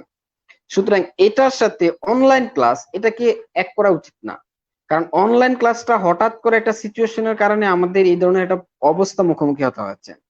এখন অনলাইন ক্লাসের ক্ষেত্রে সবচেয়ে বড় যে সমস্যাটা, সেটা হচ্ছে নেট প্রবলেম। আমাদের অনেকগুলো মোবাইল কোম্পানি থাকলেও, যদিও সবগুলো MNC, মাল্টি ন্যাশনাল কর্পোরেশন, কেউ কিন্তু সারা দেশকে কভার করতে পারেনি নেটওয়ার্কের মধ্য দিয়ে। অথবা যারা সারা দেশকে নেটওয়ার্কের মাধ্যমে কভার করতে পারছেন, বিশেষত গ্রামীণ ফোন, তাদের কিন্তু ইন্টারনেট প্যাকের মূল্য অনেক বেশি, যার কারণে সব মানুষকে বা সব স্টুডেন্টদেরকে অনলাইন ক্লাসে নিয়ে আসার জন্য যেই টেকনিক্যাল ক্যাপাসিটি দরকার ছিল সেটি নাই। দ্বিতীয় যে জিনিসটি হচ্ছেন, সেটি হচ্ছে আমাদের শিক্ষা ব্যবস্থা, আমাদের পরীক্ষা ব্যবস্থা, এই জিনিসগুলো আসলে কিন্তু ওইভাবে মানে আপডেট না। এখন যদি বিশ্ববিদ্যালয়ের কথা চিন্তা করি, বিশ্ববিদ্যালয়গুলোতে প্রধান সমস্যা ক্লাস নেওয়া না, প্রধান সমস্যা হচ্ছে সঠিক সময়ে রেজাল্ট পাবলিশ করতে না পারার কারণে সেশন জ্যাম তৈরি হয়। ইচ এন্ড এভরি বিশ্ববিদ্যালয়, দেশের ভিতরে যত বিশ্ববিদ্যালয় আছে, সব জায়গায় সেশন জ্যামের কারণে মূল প্রবলেমটা হচ্ছে ঠিক সময় রেজাল্ট পাবলিশ না করা। এখন অনলাইন ভিত্তিক ক্লাস, হ্যাঁ এটা হচ্ছে এরকম একটা অবস্থা যে মন্দের ভালো, কিন্তু আমাদের যে মূল যে জায়গাটা, সেটা হচ্ছে দ্রুত সময় রেজাল্ট পাবলিশ করা, সেটি কিন্তু হচ্ছে না অনলাইন ক্লাসের মধ্য দিয়ে। আরেকটি হচ্ছে যে ইন্টারেকশন, ব্যক্তি টু ব্যক্তি যে ইন্টারেকশন করা, সেটিও সম্ভব হচ্ছে না। তার মানে হচ্ছে আমরা অনলাইন ভিত্তিক যে ক্লাস, এটি একটি আপৎকালীন মানে সীমিত সময়ের জন্য একটি সাময়িক ব্যবস্থা, এই হিসাবে যদি আমরা এটাকে কনসেপ্ট হিসেবে তুলনা করি, তাহলে এটা ঠিক আছে। তার মানে হচ্ছে অনলাইন ক্লাস একটা ভিন্ন জিনিস, আর অনলাইন ভিত্তিক যে সেবা, সেটি সরকারের দীর্ঘদিনের প্রস্তুতির মাধ্যমে সরকার করতেছেন। এখন শেষ যে প্রশ্নটি, সেটি ছিল সেন্ট্রাল গভর্নমেন্ট এবং লোকাল গভর্নমেন্ট এই দুইটার মধ্যে কোনো মানে কতটুকু হেল্প করতেছে ডিজিটাল বাংলাদেশ বিনির্মাণের ক্ষেত্রে। আমাদের লোকাল গভর্নমেন্ট বিগত 200 বছরের ভিতরে নাম পরিবর্তন ব্যতীত কোনো ধরনের কাজের পরিবর্তন হয়নি। তার মানে অনেকগুলো রিফর্ম হয়েছেন, অনেকভাবে পরিবর্তন হয়েছেন, কিন্তু সকল পরিবর্তনই হয়েছিল শুধুমাত্র কাগজে পরিবর্তন, কার্যকর বা ভিজিবল দৃশ্যমান কোনো পরিবর্তন লোকাল গভর্নমেন্টে হয়নি।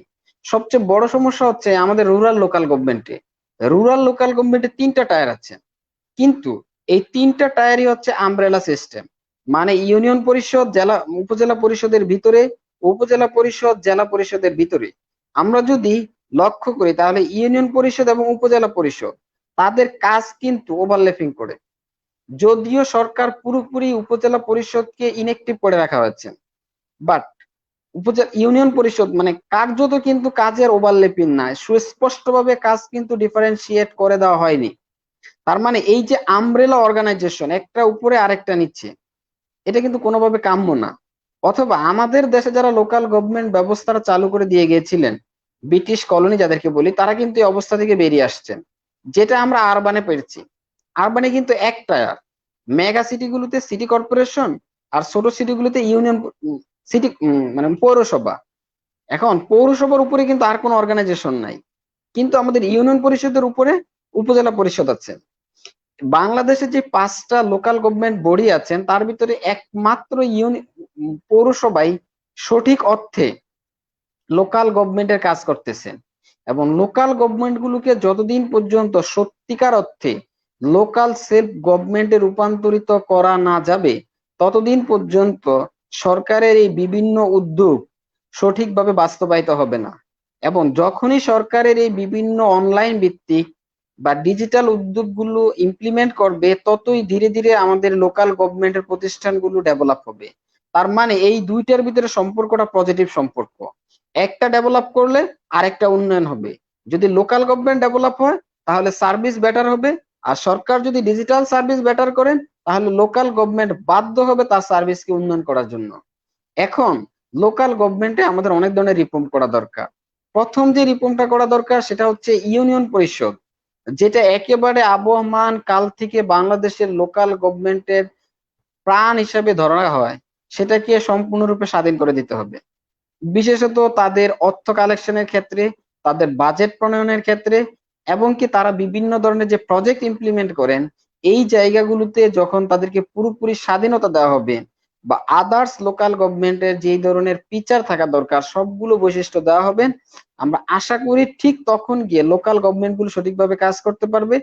লোকাল গভর্নমেন্ট যখন সঠিকভাবে কাজ করবেন, তখন এই যে সার্ভিস গুলো আছেন, যে ডিজিটাল সার্ভিস গুলো, এগুলো খুব ইজিলি মানুষের অ্যাক্সেস পাবেন, এবং এই অ্যাক্সেস পাওয়ার মাধ্যমে রাষ্ট্র এগিয়ে যাবে। আমাদের এই যে করোনাকালীন বা এই যে ইপিডেমিক গভর্নেন্সের ক্ষেত্রে সবচেয়ে মেজর ফেইলিওর ছিল আমাদের যে ইনস্টিটিউশনাল মেকানিজম ছিল, তারা দুর্বল ছিল। আমাদের ইউনিয়ন পরিষদ গুলো, আমাদের পৌরসভাগুলো কলাপস করছে তারা তাদের দায়িত্ব পালন করতে। এই জন্য দেখেছি যে একেবারে প্রান্তিক পর্যায়ে কত ধরনের মানুষ আক্রান্ত, কত ধরনের মানুষ না খেয়ে আছেন, এই সঠিক ইনফরমেশনটা সঠিক সময়ে সঠিক অথরিটির কাছে পৌঁছে যায়নি, কারণ আমাদের একটা ইফিসিয়েন্ট এবং ইফেক্টিভ লোকাল গভর্নমেন্ট বডি নাই। তো আমরা চেষ্টা করা উচিত যে রাষ্ট্রের এই লোকাল গভর্নমেন্ট বডির অবস্থা ভালো করা, এর মাধ্যমে যে কোনো ধরনের ক্রাইসিস, সরকারের বিভিন্ন ধরনের সেবা, এগুলো জনগণের দ্বার কোড়ায় খুব সহজে পৌঁছে দেওয়ার ব্যবস্থা করা। শারজিল, ধন্যবাদ তোমাকে। ধন্যবাদ স্যার। আমরা ইনফরমেটিভ ওয়েতে জেনে নিয়েছি স্যারের কাছে আমাদের প্রশ্নগুলো। তো এ পর্যায়ে আমাদের আলোচনাটা শেষ করে দিতে চাচ্ছি। আলোচনা শেষ করে আমি এখন সৈকতের কাছে যাচ্ছি। সৈকত, ঈদ নিয়ে স্যারদের কাছেও। সৈকত, আমি প্রথমেই চলে যাব, আমাদের এই প্রশ্নটা থাকবে দুজন স্যারের কাছেই। ঈদ কেন্দ্রিক আপনাদের মজার কিছু অভিজ্ঞতা শুনতে চাই। ছেলেবেলায় দুরন্ত শৈশবে আপনারা ঈদে কেমন মজা করতেন, কিংবা বিশ্ববিদ্যালয় জীবনে ঈদগুলো কেমন ছিল। আমি প্রথমে চলে যাচ্ছি শফিক স্যারের কাছে। ধন্যবাদ শারজিল এবং সৈকতকে। আমি একটু সে নূরে আলমের একটা কথাই বলি যে লোকাল গভর্নমেন্ট, আমি ঈদের কথা পরে বলি, আমি একটু করি যে লোকাল গভর্নমেন্টের যে ব্যাপার, যে বিষয়, সেই জায়গা থেকে আমাদের, আমি যে রিসেন্টলি একটা লেখা পাঠাবো এই রিলেটেড, যে আগে আমরা শুনেছি যে যারা আজকের যারা অ্যাডমিন, প্রশাসনের যে ক্যাডার বিসিএস, সেখানে কিন্তু লোকাল গভর্নমেন্টে যারা পড়াশোনা করেছে, মানে যারা হলো যে লোকাল গভর্নমেন্ট অথবা পাবলিক অ্যাডমিনিস্ট্রেশনে, তারা কিন্তু প্রায়োরিটি পেত, কারণ তারা সিস্টেমটা ভালো মতো জেনে আসছে। কারণ 4 থেকে 5 বছর হলো যে তারা কিভাবে অ্যাডমিনিস্ট্রেশন, সেটা লোকাল গভর্নমেন্ট হোক আর সেন্ট্রাল গভর্নমেন্ট হোক, কিভাবে ম্যানেজ করতে হয়, সেই রিলেটেড তাদের নলেজ কিন্তু অনেক বেশি স্ট্রং ছিল। কিন্তু আজকে যেটা দেখা যাচ্ছে যে স্পেশালাইজেশন থেকে ভিন্ন হচ্ছে বাংলাদেশের, মানে বিশেষ এটা ব্যাপারটা। কারণ আমি যারা অ্যাকাউন্টিং এ পড়াশোনা করি, তাদের অবশ্যই, আমি প্রশাসনে গেলে, আমি কিন্তু অ্যাডমিন ক্যাডারে গেলে আমি অতটুকু আসলে সার্ভিস দিতে পারবো কিনা যেটা নূরে আলম দিতে পারবে। কিন্তু আমি আমি যদি ট্যাক্সে যাই, অথবা যেখানে অ্যাকাউন্টিং এর যে স্পেশালাইজেশন যে ক্যাডার গুলো আছে সেখানে যদি আমি সেখানে কিন্তু ভালো সার্ভিস দিতে পারবো। কিন্তু বাংলাদেশে যেটা হলো যে তুমি দেখো যে আজকে বিসিএস এ এডমিন ক্যাডারে যাচ্ছে কারা, ডাক্তার, ইঞ্জিনিয়ার, যাচ্ছে হলো কৃষিবিদ। তাহলে স্পেশালাইজেশন থেকে যেখানে বিশ্ব যাচ্ছে স্পেশালাইজেশনে, সেখানে বাংলাদেশে এই বিসিএস ক্যাডারের যে একটা যে, তুমি জানো কিনা যে এখানে কিন্তু যথেষ্ট বৈষম্য আছে, ডিসক্রিমিনেশনের, যেটা হলো যে একটা ক্যাডারের সাথে বাকি ক্যাডার গুলোর সাথে কিন্তু কনফ্লিক্ট মোটামুটি ফর্মালি হোক ইনফর্মালি হোক এক ধরনের একটা মেন্টালি অসন্তুষ্টি রয়েছে। তাই সেই জায়গায় এটা যে নুর আলমী যে কথা বলছে লোকাল গভর্নমেন্ট বলি বা আরো, এই জায়গায় যদি আমাদের স্পেশালাইজেশন এই ক্যাডার, আমি মনে করি যে public administration as well as local গভর্নমেন্টের যে সাবজেক্ট, এদের থেকে যদি নিয়োগ হতো তাহলে অনেকটাই আজকের এই এই সরকারের এই ব্যবস্থা, স্থানীয় সরকার বলি যে একেবারে মূল প্রশাসন বলি, সেখানে অনেক গতিশীল বা আমি বলবো যে আরো গুড ম্যানেজমেন্ট বা গুড গভর্নেন্স এনশিওর করা যেত, কিন্তু সেটা আসলে হচ্ছে না। যে ইকোনমিক ক্যাডার একটা লোক গিয়া সে যদি এডমিনে কাজ করে, পড়াশোনা করছে ইকোনমিক্সে, পড়াশোনা করছে হলো যে এগ্রিকালচারে, কিন্তু সে এখন হলো বিসিএস এডমিনে যাচ্ছে। তাই সেই জায়গা থেকে আমার এই রিসেন্টলি আমি এই তোমার সমকালে তো কিছুদিন আগে একটা লেখা আসলো ওই যে কোরবানি নিয়ে, আমি যে ঈদের পরে এটা নিয়ে আমি লেখা গুছিয়ে রাখছি যে এই মানে স্পেশালাইজেশন কেন, যেখানে পৃথিবী যাচ্ছে স্পেশালাইজেশনের দিকে। আর অনলাইন শিক্ষায় নুরে আলম বলছে যে, আমি একটু অনলাইনে বলি যে অনলাইনে কিন্তু আমাদের যেটা ইন্টারনেট নেট আমরা ক্লাস নিচ্ছি, কিন্তু আমি নিজে পিএইচডি করছি কিন্তু আমার একদিনে কিন্তু শেষ হয়ে যাবে, আমার আর কিন্তু অনলাইনে শেষ হয়ে গেছে। মানে আমি এক সেমিস্টার চায়না শেষ করছি আর এক সেমিস্টার কিন্তু এখানে বসে শেষ করেছি। এখন সামার ভ্যাকেশন চলে, এই যে সেপ্টেম্বরে আবার নিউ সেমিস্টার শুরু হবে, যদি যেতে দেয় তো গেল, আর না হলে অনলাইনে। তাই ঈদের যেটা বলবো যে ঈদ নিয়ে আমার লাইফে ছোটকালে তো ঈদ নিয়ে আসলে বেশি এক্সাইটেড ছিলাম। এখন নিজের বাচ্চা হয়ে গেছে, নিজে এক ধরনের এখন আগে তোমার নতুন টাকার যে ব্যাপারটা ছিল ঈদে, নতুন টাকার কালেকশন, যে সালাম দেওয়া, যে বড় ভাই বোন অথবা যাদের কাছে সালামি সালাম করতে পারলে সালামি পেয়ে যাচ্ছে, সেটা 10 টাকা হোক বা 20 টাকা হোক। তখন কিন্তু আজকে 500 টাকা যেটা মনে হচ্ছে যে অনেক কিছু, কিন্তু তখন ওই 20 টাকায় যদি দিত বা, তখন কিন্তু অনেক ধরনের ছিল, এবং সেটা যদি নতুন টাকা হতো। তা সেই এই নতুন টাকার একটা ঈদে আমার আলাদা, আমি কি করি এখন সেটা যেটা আমি এখন করে থাকি, যেটা ওই সময় নিজে অন্যদের থেকে নিতাম, এখন যেটা অন্যদের কাছে মানে অন্যদের দিচ্ছি, সেটা আমার ছোট ভাই বোন নেই, কিন্তু যারা আমার কাছে ছোট আছে আমার ফ্যামিলি, তাদেরকে এভাবে আমি চেষ্টা করি যে এই নতুন টাকা কালেকশন কিভাবে দেওয়া যায়। আর ঈদের আরেকটা জিনিস হলো যে ছোট সময় একটা খুব এক্সাইটেড, এটা হলো যে অত এক্সাইটেড না, মানে সিম্পল একটা মানে একটু ই, যে নতুন পাঞ্জাবি নিয়ে খুব টার্গেট, নতুন পাঞ্জাবি পরে ঈদে যাব, সেটা হয়তো বা 6 বা 8 তা খুব শখ করে পাঞ্জাবি টুপি পরে যাব, এই ধরনের চিন্তা ধারণা। নতুন কেনা হলো, কিনলাম, শুরু হলো যে বৃষ্টির দিন ঈদটা হয়েছে তখন আমার মনে, যতটুকু মনে আছে। গেলাম, আর তখন আমি তো ধরো এসএসসি লেভেলে কিন্তু আমি গ্রামে ছিলাম, আজকে যেটা পাকা রাস্তা গ্রামে, কিন্তু তখন কিন্তু পাকা রাস্তা ছিল না। এসএসসি পাস করার পর হলো যে শহরে আসি, এবং আমরা পরবর্তী আমাদের টোটাল ফ্যামিলি শহরে আসে। কিন্তু তখন তো গ্রামের রাস্তা এই যে প্যাক যেটা বলি, এখন হয়তো বা কিছু জায়গা আছে। তো এই পাঞ্জাবি পরে রওনা দিলাম, এর মধ্যে হঠাৎ বৃষ্টি শুরু হলো। এই বৃষ্টি শুরু হলো, ছাতা ঠিকই ছিল কিন্তু ছাতার ভিতরেতে হেঁটে গেলাম, হেঁটে পরে মানে একটা এমন বা পা পিছলে গেল। আর নতুন পাঞ্জাবি কি, আমি পুরো সারা শরীরই মানে হলো প্যাকে ভরে গেল। পরে হলো যে আবার বাসায় গিয়ে কোনোভাবে কষ্ট করে আমার নামাজ ধরতে, নতুন পাঞ্জাবি আর পরা হলো না ওই সময়, মানে পরে নামাজ পড়া হয়নি।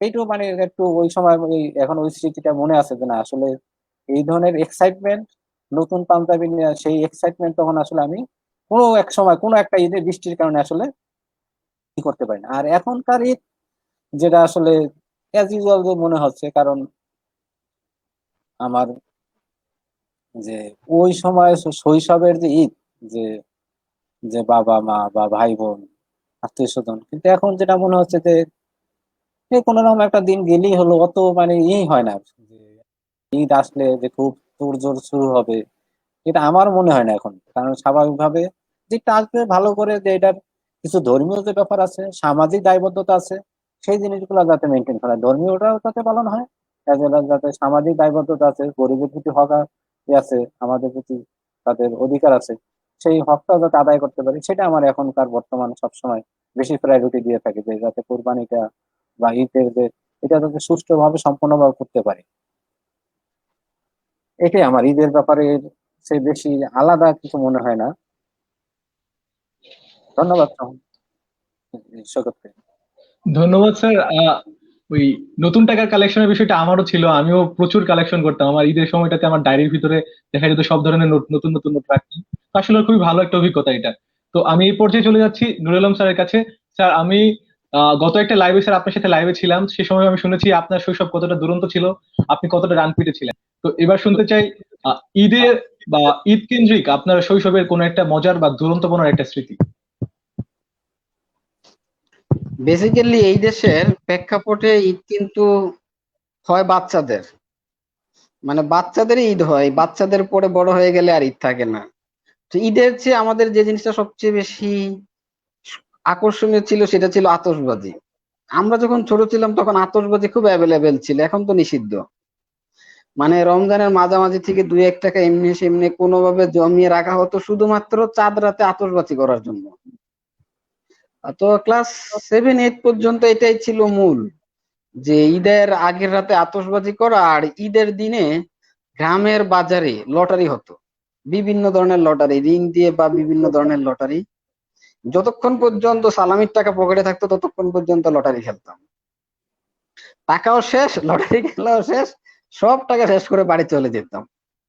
আর তার পরবর্তীতে ইন্টারমিডিয়েট বা বিশ্ববিদ্যালয় জীবনে যেটা হয়েছে সেটা হচ্ছে বাহিরে রাতে আড্ডা দেওয়া, চাঁদ রাতে। এখন অবশ্য বলতে গেলে কিছুই হয় না, এখন পুরোপুরি সাংসারিক মানুষ হয়ে গেছি, খুব স্বাভাবিক জীবনযাপন করি।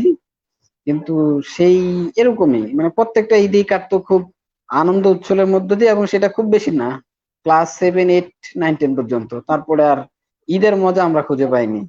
তোমাদেরকে ধন্যবাদ সৈকত এবং সার্জিল। স্যারদের ছেলেবেলার ঈদের মজার অভিজ্ঞতা কিংবা হচ্ছে যে মজার গল্প শুনেই হচ্ছে যে আমরা আমাদের প্রথম সেশনটা শেষ করলাম। তো এই পর্যায়ে আমরা দ্বিতীয় সেশনে চলে যাচ্ছি। দ্বিতীয় সেশনে কবিতা থাকছে। তো কবিতা নিয়ে আমাদের লোক প্রশাসন ও সরকার পরিচালনা বিদ্যা বিভাগের হাবিবা সাদিয়া আসছে। আমরা রাফিদ, আমরা যদি তাকে অ্যাড করে নিতে পারি।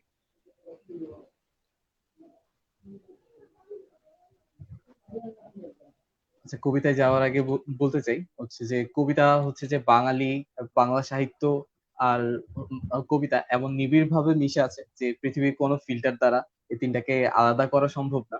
কবিতা অনেক জোরালো ভাবে আমাদের সাথে মিশে আছে। তো এ পর্যায়ে আমরা কবিতা শুনবো। কবিতা নিয়ে আসছে হাবিবা সাদিয়া।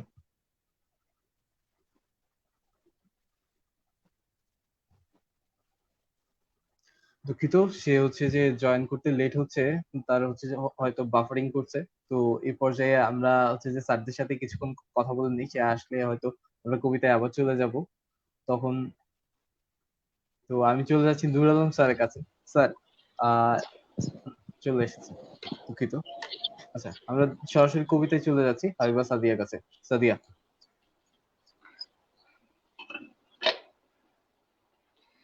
আসসালামু আলাইকুম। আসসালামু আলাইকুম স্যার। আমাকে কি শোনা যাচ্ছে? হ্যাঁ, শোনা যাচ্ছে, তুই হচ্ছে যে কন্টিনিউ করে যা।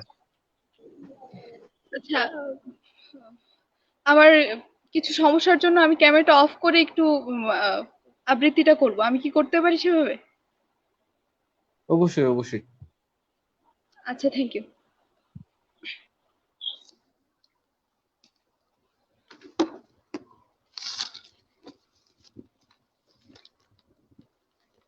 আবৃত্তি করছি নির্মলেন্দু গুণের লেখা হুলিয়া কবিতাটি। আমি যখন বাড়িতে পৌঁছলুম তখন দুপুর। আমার চতুর্দিকে চিকচিক করছে রোদ, শো শো করছে হাওয়া। আমার শরীরের ছায়া ঘুরতে ঘুরতে ছায়াহীন একটি রেখা এসে দাঁড়িয়েছে। কেউ চিনতে পারলো না আমায়। ট্রেনে সিগারেট জ্বালাতে গিয়ে একজনের কাছ থেকে আগুন চেয়ে নিয়েছিলুম। একজন মহকুমা স্টেশনে নামতেই পেছন থেকে আমায় জাপটে ধরতে চেয়েছিল। একজন চিৎকার করে আমার কাঁধে হাত রাখতে চেয়েছিল। আমি সবাইকে মানুষের সমিল চেহারার কথা স্মরণ করিয়ে দিই। কেউই চিনতে পারল না আমায়। একজন রাজনৈতিক নেতা, তিনি কমিউনিস্ট ছিলেন। দূর থেকে বসে বারবার শুধু চেয়ে চেয়ে দেখলেন, কিন্তু তিনিও চিনতে পারলেন না। বারহাট্টায় নেমে রফিজের স্টলে চা খেয়েছি। অথচ কি আশ্চর্য দেখুন, পুনর্বার চিনি দিতে এসেও রফিজ আমায় চিনল না। দীর্ঘ 5 বছর পর পরিবর্তনহীন গ্রামেই আমি ফিরছি।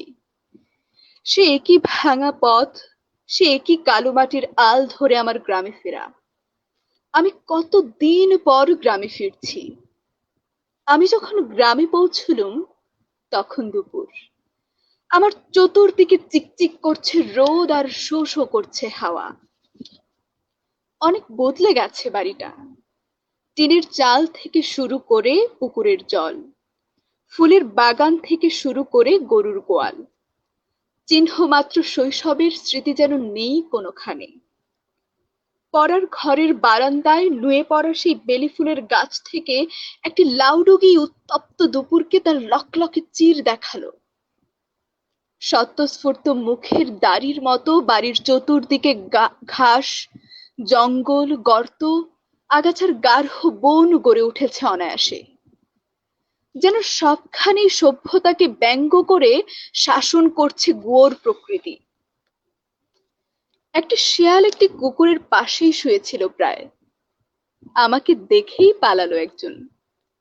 একজন গন্ধ শুঁকে নিয়ে আমায় চিনতে চেষ্টা করলো, যেমন পুলিশ সমিত ওই চেকার আমায় চিনতে চেষ্টা করেছিল। হাঁটতে হাঁটতে একটা গাছ দেখে থমকে দাঁড়ালাম। অশোক গাছ। ৬২-র ওই ঝড়ে ভেঙে যাওয়া সেই অশোক। একসময় কি ভীষণ ছায়া দিত এই গাছটা। দুটো মানুষ অনায়াসে সেই গাছের ছায়ায় লুকিয়ে থাকতে পারত। একদিন ভালোবাসার নামে আমরা সারা রাত এই গাছের ছায়ায় লুকিয়েছিলাম। আহ, সেই বাসন্তী এখন বিহারে। ডাকাত স্বামীর ঘরে চারজন সন্তানের জননী হয়েছে সে। শান্ত স্থির এই বোকা গ্রামটিকে হঠাৎ কাঁপিয়ে দিয়ে একটি এরোপ্লেন উড়ে চলে গেল পশ্চিমে। আর আমি বাড়ির পেছনের দরজায় টোকা দিয়ে ডাকলাম, মা, মা। বহুদিন যে দরজায় কোনো কণ্ঠস্বর ছিল না, বহুদিন যে দরজা খোলেনি, মরচে পড়া সেই দরজাটা মুহূর্তেই ক্যাচ ক্যাচ শব্দ করে খুলে গেল। বহুদিন চেষ্টা করেও যে গোয়েন্দা বিভাগ আমায় ধরতে পারেনি, চৈত্রের উত্তপ্ত দুপুরে অফুরন্ত হাওয়ার ভিড়ে সেই আমি কত সহজে একটি আলিঙ্গনের কাছে নিজেকে বন্দী করে নিলুম। সেই আমি কত সহজে মায়ের চোখে চোখ রেখে অবুঝ সন্তান হয়ে গেল। মা আমাকে ক্রন্দনসিক্ত একটি চুম্বনের মধ্যে নিজেকে লুকিয়ে রেখে অনেক দূরের পথ অতিক্রম করে পুকুরের জলে চাল ধুতে গেলেন। আমি ঘরের ভিতরের দিকে তাকালুম।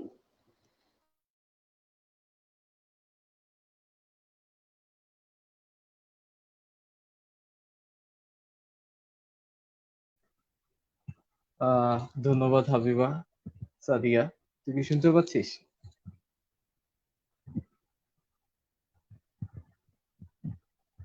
দুঃখিত, তার বোধহয় আবারও নেট বাফার করছে। তো এই পর্যায়ে হচ্ছে যে আমরা সাদিয়ার কাছে আরো একটা কবিতা শুনবো। তার আগে হচ্ছে যে আমরা জিসানকে নিয়ে আসছি।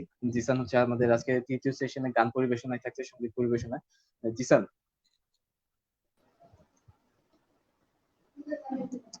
আসসালামু আলাইকুম স্যার।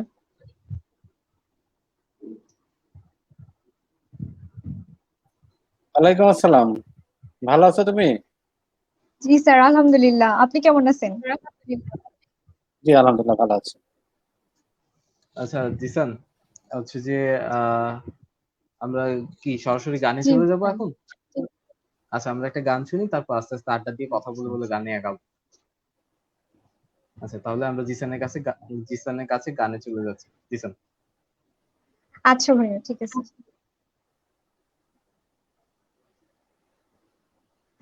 আচ্ছা, যেহেতু আগস্ট মাস শোকের মাস, তো আমি একটা দেশের গান দিয়ে শুরু করতে চাচ্ছি।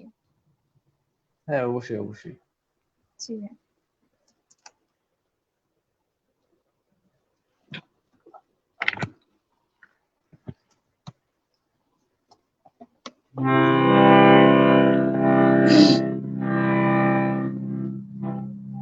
ও আমার বাংলা মাতঙ্গ আকুল করা রূপের সুধা হৃদয় আমার যায় জুড়িয়ে ও আমার বাংলা মাতঙ্গ আকুল করা রূপের সুধা হৃদয় আমার যায় জুড়িয়ে ও আমার বাংলা মা গো।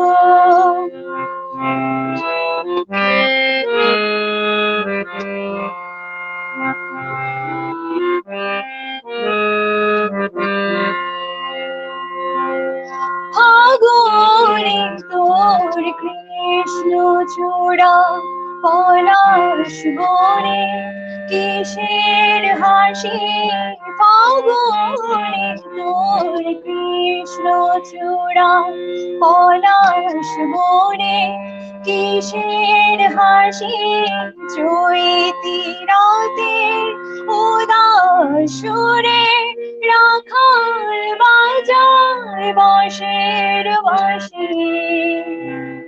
ও আমার বাংলা মাতর আকুল করা রূপের সুধা হৃদয় আমার যায় জুড়িয়ে ও আমার বাংলা মা গো।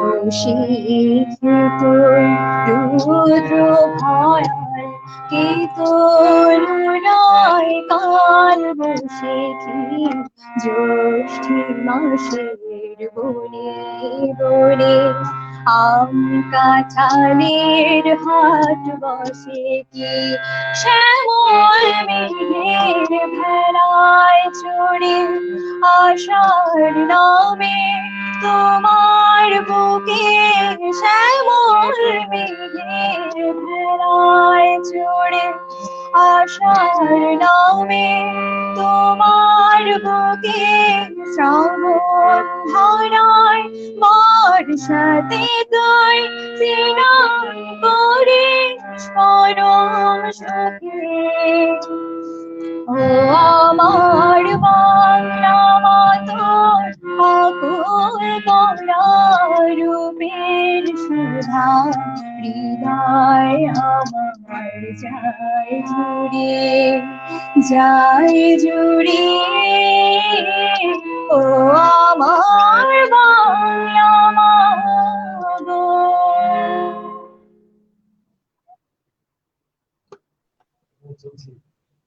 বাহ, অতি চমৎকার, খুবই পছন্দের একটি গান। শুধুমাত্র আমার না, এটা আমাদের বয়সী যারা আছে সকলেরই খুব পছন্দের একটি গান। আমাদের বড় হয়ে ওঠার সময় আমরা এই গানগুলো শুনে শুনে বড় হয়েছি। তো আমরা এক্ষেত্রে চলে যাচ্ছি আমাদের পরবর্তী পরিবেশনায়। এরপর কি গান শুনছি আমরা? ভাই একটা রবীন্দ্র করি। হ্যাঁ, অবশ্যই। জি ভাই।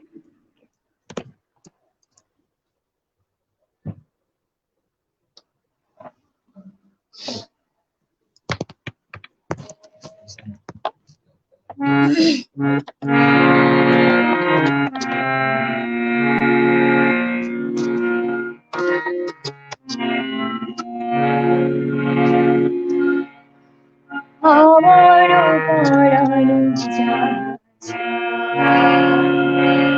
তুমি তাই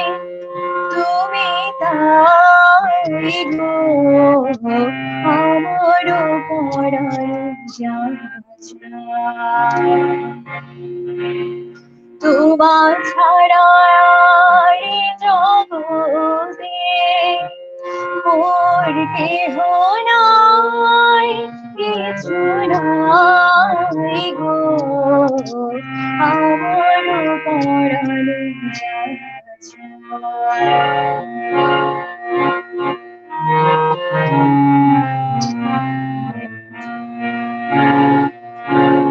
তুমি সুখ যদি নাহি পাও,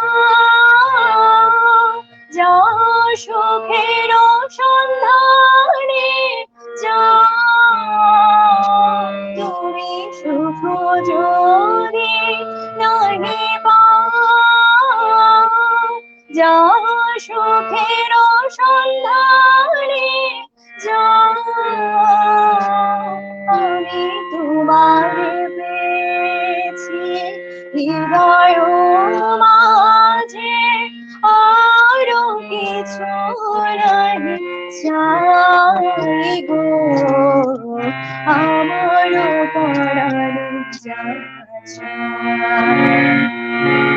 তুমি তাই, তুমি তাই গো, আমার পরাণে যাচ্ছ।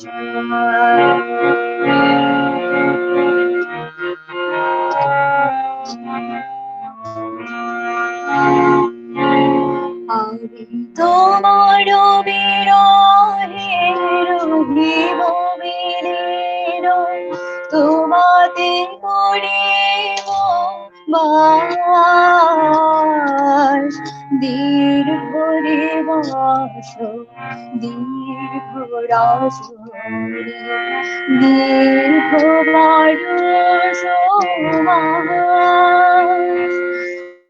আমি তোমার বিরহে রহিব বিলীন, তোমাতে করিব বাস। দীর্ঘ দিবস দীর্ঘ রজনী, দীর্ঘ বরষ মাস। যদি আরো কারে ভালোবাসো, যদি আরো ফিরে নাহি আসো, যদি আরো কারে ভালোবাসো, যদি আরো ফিরে নাহি আসো, তবে তুমি চাও তাই যেন পাও। আমি যত দুঃখ পাই গো, আমার পরাণে যাচ্ছ। তুমি তাই, তুমি তাই গো, আমার পরাণে যাচ্ছ। তোমার ছাড়া এই জগতে মোর কেহ নাই, কিছু নাই গো, আমার পরাণে যাচ্ছ। তুমি তাই, তুমি তাই গো, আমার পরাণে যাচ্ছ।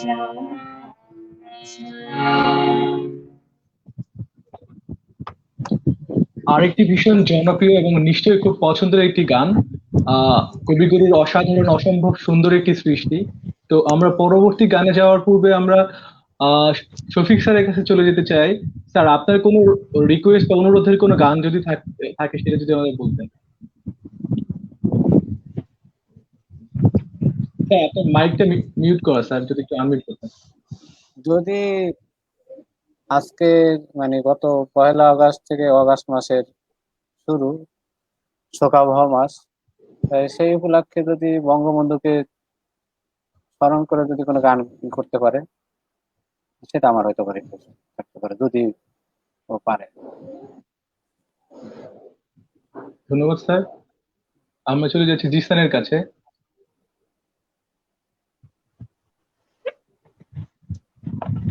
স্যার, স্যার, জি বলো।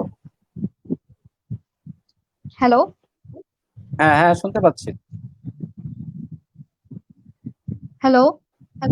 হ্যালো, শুনতে পাচ্ছি তো, বলো। স্যার, আসলে আমি মানে এখন তৈরি না, মানে ওইরকম কোনো মানে গান করা আছে কিন্তু হচ্ছে আমি মানে প্রস্তুত না। তাহলে দেশাত্মবোধক,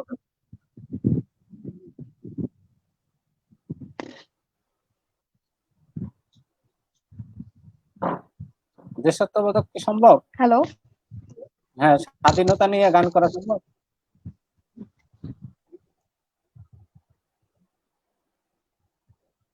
আচ্ছা, জিসানের বোধহয় নেটওয়ার্ক প্রবলেম হচ্ছে, তো আমরা দেখতে পাচ্ছি যে হাবিবা সাদিয়া আবার এসেছে, তো তার থেকে আমরা আরেকটা কবিতা শুনে আসি। Sadia.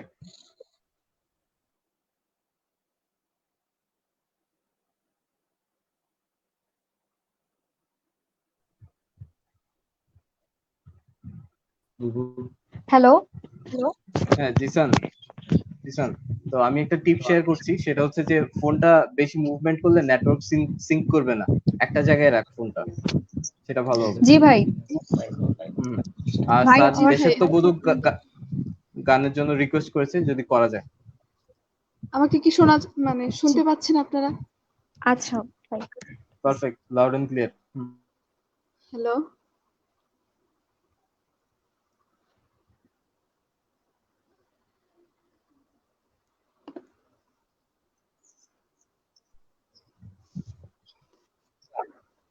Jisan, mic of.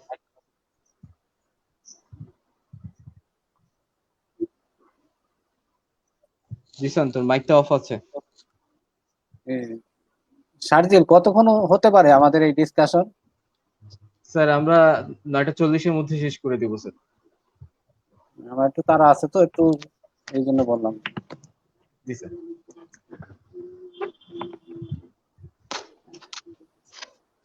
Hello. তোমার মাইক অফ আছে। জিসান শুরু করতে পারিস। ভাই, আমি শুনতে পাইনি নেট প্রবলেমের কারণে। আচ্ছা, সেটা হচ্ছে যে প্রথমত মোবাইলটা বেশি মুভমেন্ট করা যাবে না, আর দ্বিতীয়ত স্যার একটা জি। দেশাত্মবোধক গানের জন্য রিকোয়েস্ট করেছে, এগিয়ে যা। আচ্ছা।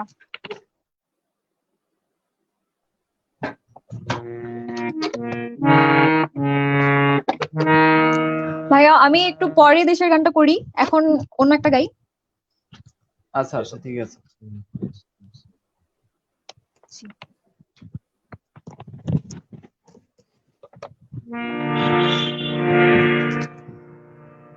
আচ্ছা ভাই, আমি একটা রবীন্দ্রসঙ্গীত করছি, আরেকটা রবীন্দ্রসঙ্গীত।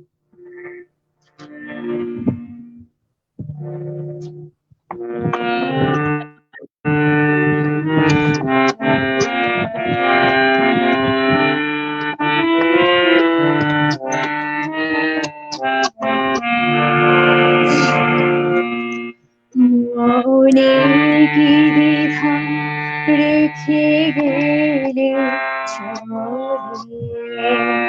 সেই ভরা সাজে, যেতে যেতে দুয়ার হতে কি ভেবে ফিরালে মুখে কি কথা ছিল যে মনে মনে মনে কি দ্বিধা রেখে গেলে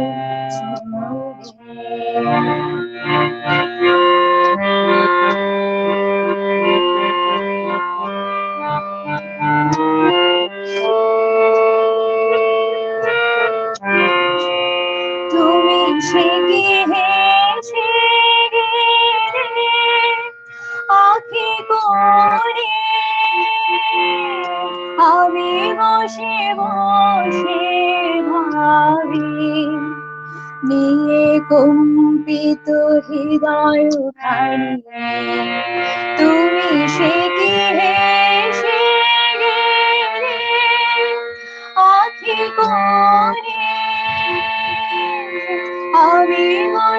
বসে ভাবি নিয়ে কম্পিত হৃদয় খালি তুমি আছো দূর ভুবনে মনে কি দ্বিধা রেখে গেলে চোখে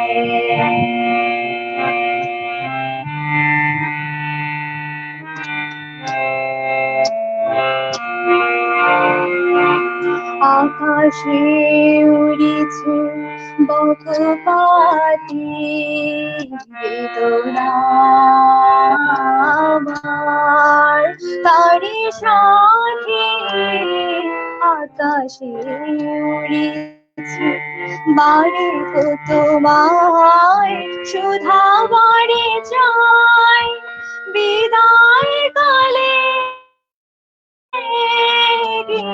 বলো নাই বাড়ি তো তোমায় সুধা বাড়ি চাই বিদায় কালে বলো নাই সুখী রয়ে গেল সিক্ত যদির বন্ধ বেদনে মনে মনে কি দ্বিধা রেখে গেলে চলে ভাড়া সাজে যেতে যেতে দুয়ার হতে কি ভেবে ফিরালে মুখ খালি কি কথা ছিল যে মনে মনে মনে দ্বিধা রেখে গেলে চলে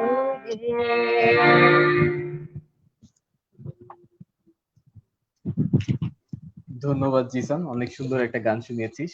তো এই পর্যায়ে আমি নূর আলম স্যার কাছে চলে থ্যাংক যাব। ইউ ভাই স্যারের কাছে জানতে চাইবো স্যার কেমন গান পছন্দ করে এবং কোন গানটা শুনতে চাইছে, এবং সেটা যদি সম্ভব হয় তুই গেয়ে শোনাবি। তো আমি স্যারের কাছে চলে যাচ্ছি। স্যার,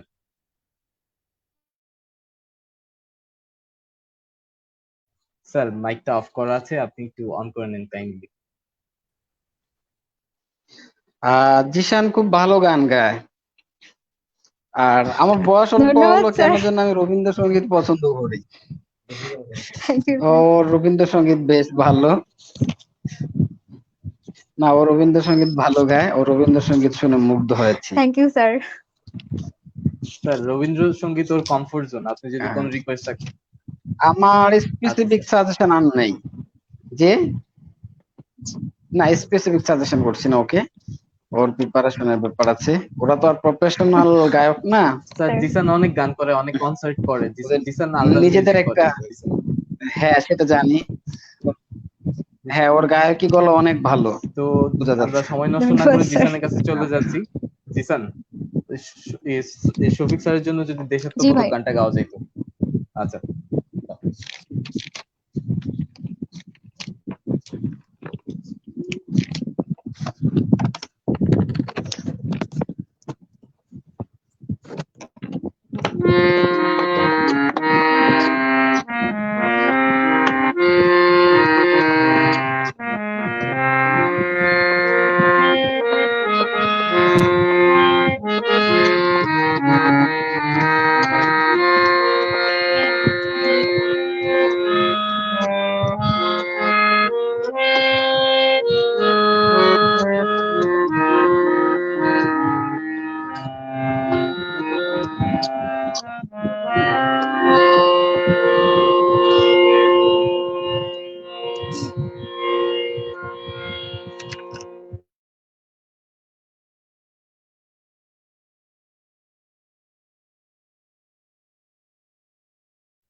জিসান মাইক অফ হয়ে গেছে।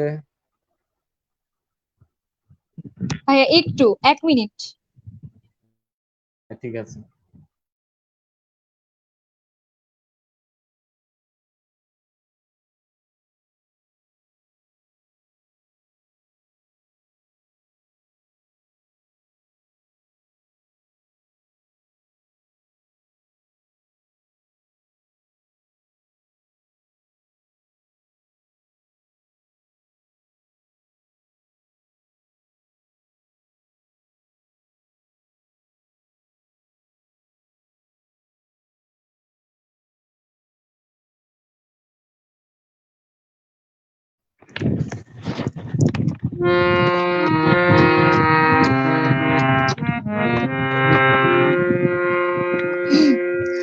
একাত্তরের মা জননী, কোথায় তোমার মুক্তি সেনার দল? একাত্তরের মা জননী, কোথায় তোমার মুক্তি সেনার দল? যারা অস্ত্র হাতে ধরেছিল, মাগো তোমার তরে মরেছিল, ও মা যাদের ভয়ে পালিয়েছিল শত্রু সেনার দল। ও মা, একাত্তরের মা জননী, কোথায় তোমার মুক্তি সেনার দল? একাত্তরের মা জননী, কোথায় তোমার মুক্তি সেনার দল?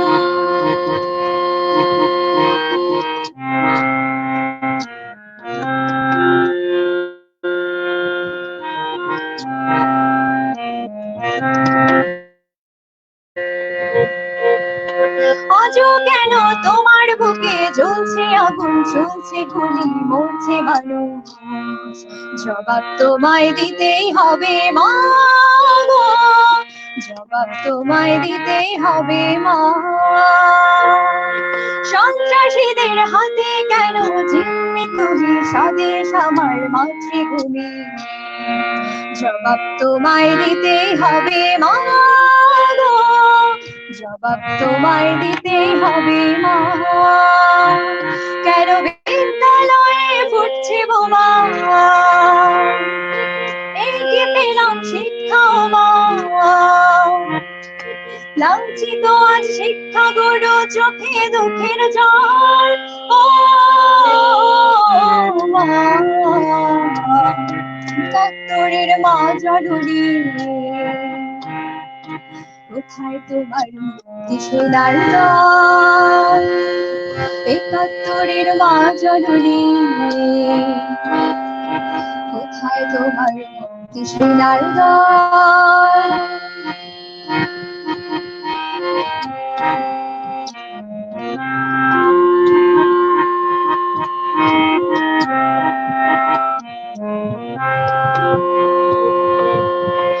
আজও কেন তোমার বুকে ঘুরছে তারা, একাত্তরের দালাল যারা? জবাব তোমায় দিতেই হবে মা গো, জবাব তোমায় দিতেই হবে মা। লাখো লাখো শহীদ কেন রক্ত দিল, এই কি তাদের স্বপ্ন ছিল? জবাব তোমায় দিতেই হবে মা গো, জবাব তোমায় দিতেই হবে মা। ও মা, রক্তে ভেজা এই না মাটি, জীবন দিয়ে রাখবো খাটি। শপথ নিলাম আজকে তরুণ ছাত্র ছাত্রীগণ। ও মা, একাত্তরের মা জননী, কোথায় তোমার মুক্তি সেনার দল?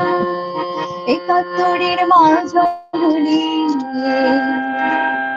কোথায় তোমার মুক্তি সেনার দল? যারা অস্ত্র হাতে ধরেছিল, মাগো তোমার তরে মরেছিল,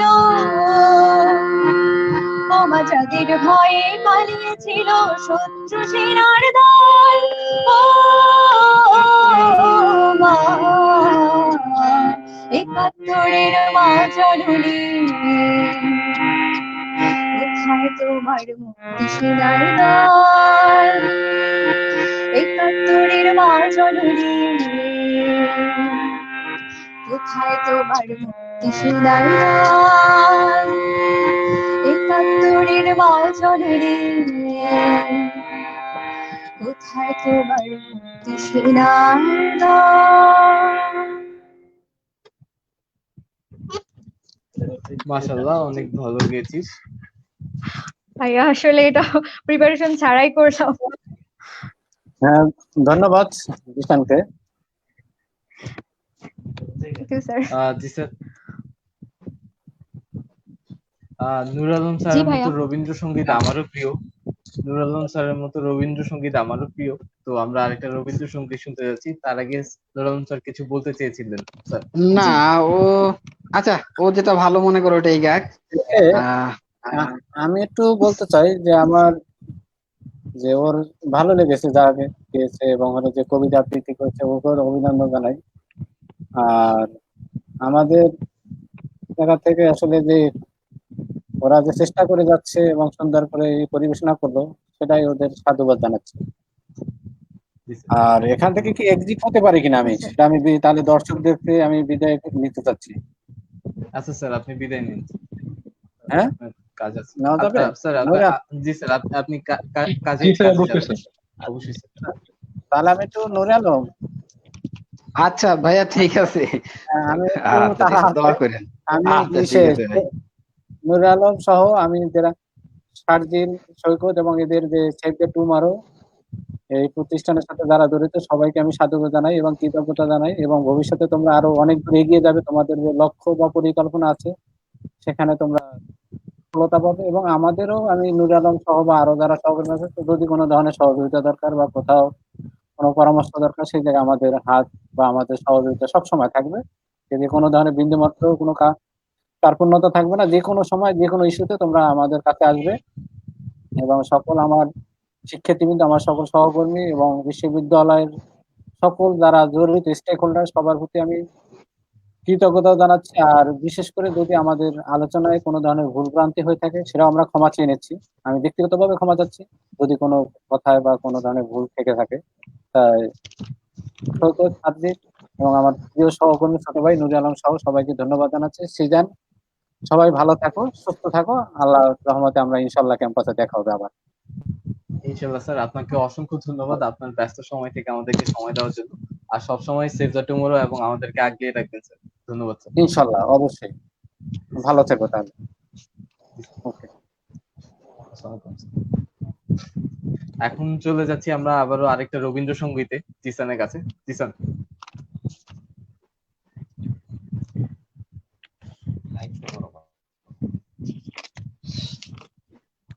আচ্ছা ভাইয়া।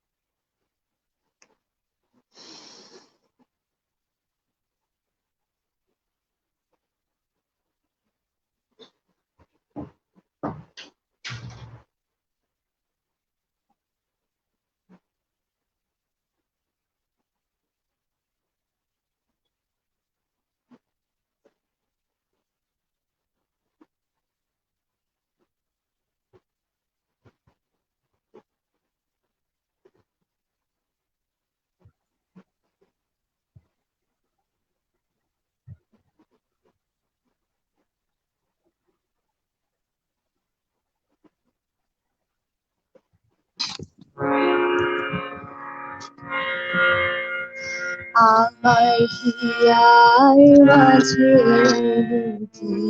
ছিলে দেখতে আমি পাইনি তোমায় দেখতে আমি পাইনি আমার হিয়ার মাঝে ছিলে বাহির পারে চোখ মেলেছে বাহির পানে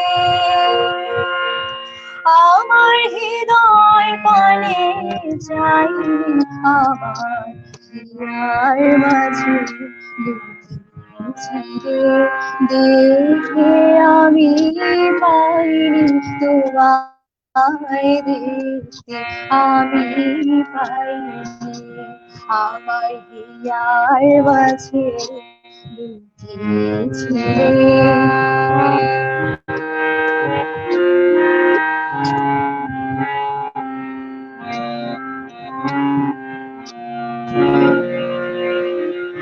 আমার সকল ভালোবাসার সকল আধার সকল আশার আমার সকল ভালোবাসা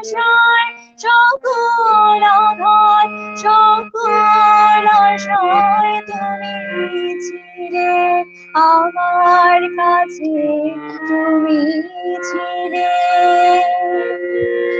আমি তোমার কাছে যাইনি, আমার হিয়ার মাঝে ছিলে, দেখতে আমি পাইনি তোমায়, দেখতে আমি পাইনি, আমার হিয়ার মাঝে লুকিয়েছিলে।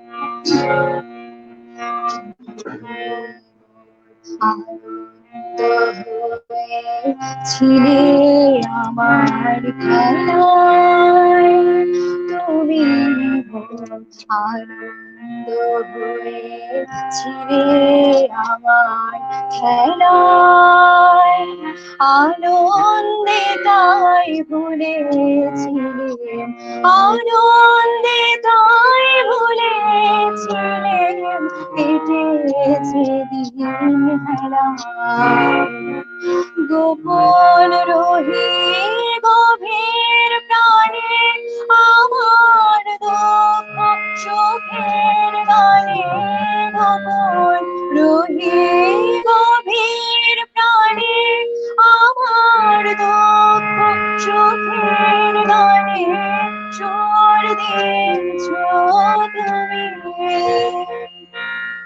আমি তোমার গান তো গাইনি, আমার হিয়ার মাঝে লুকিয়েছিলে, দেখতে আমি পাইনি তোমায়, দেখতে আমি পাইনি, আমার হিয়ার মাঝে লুকিয়েছিলে, বাহির পারে চোখ মেলেছে, বাহির পারে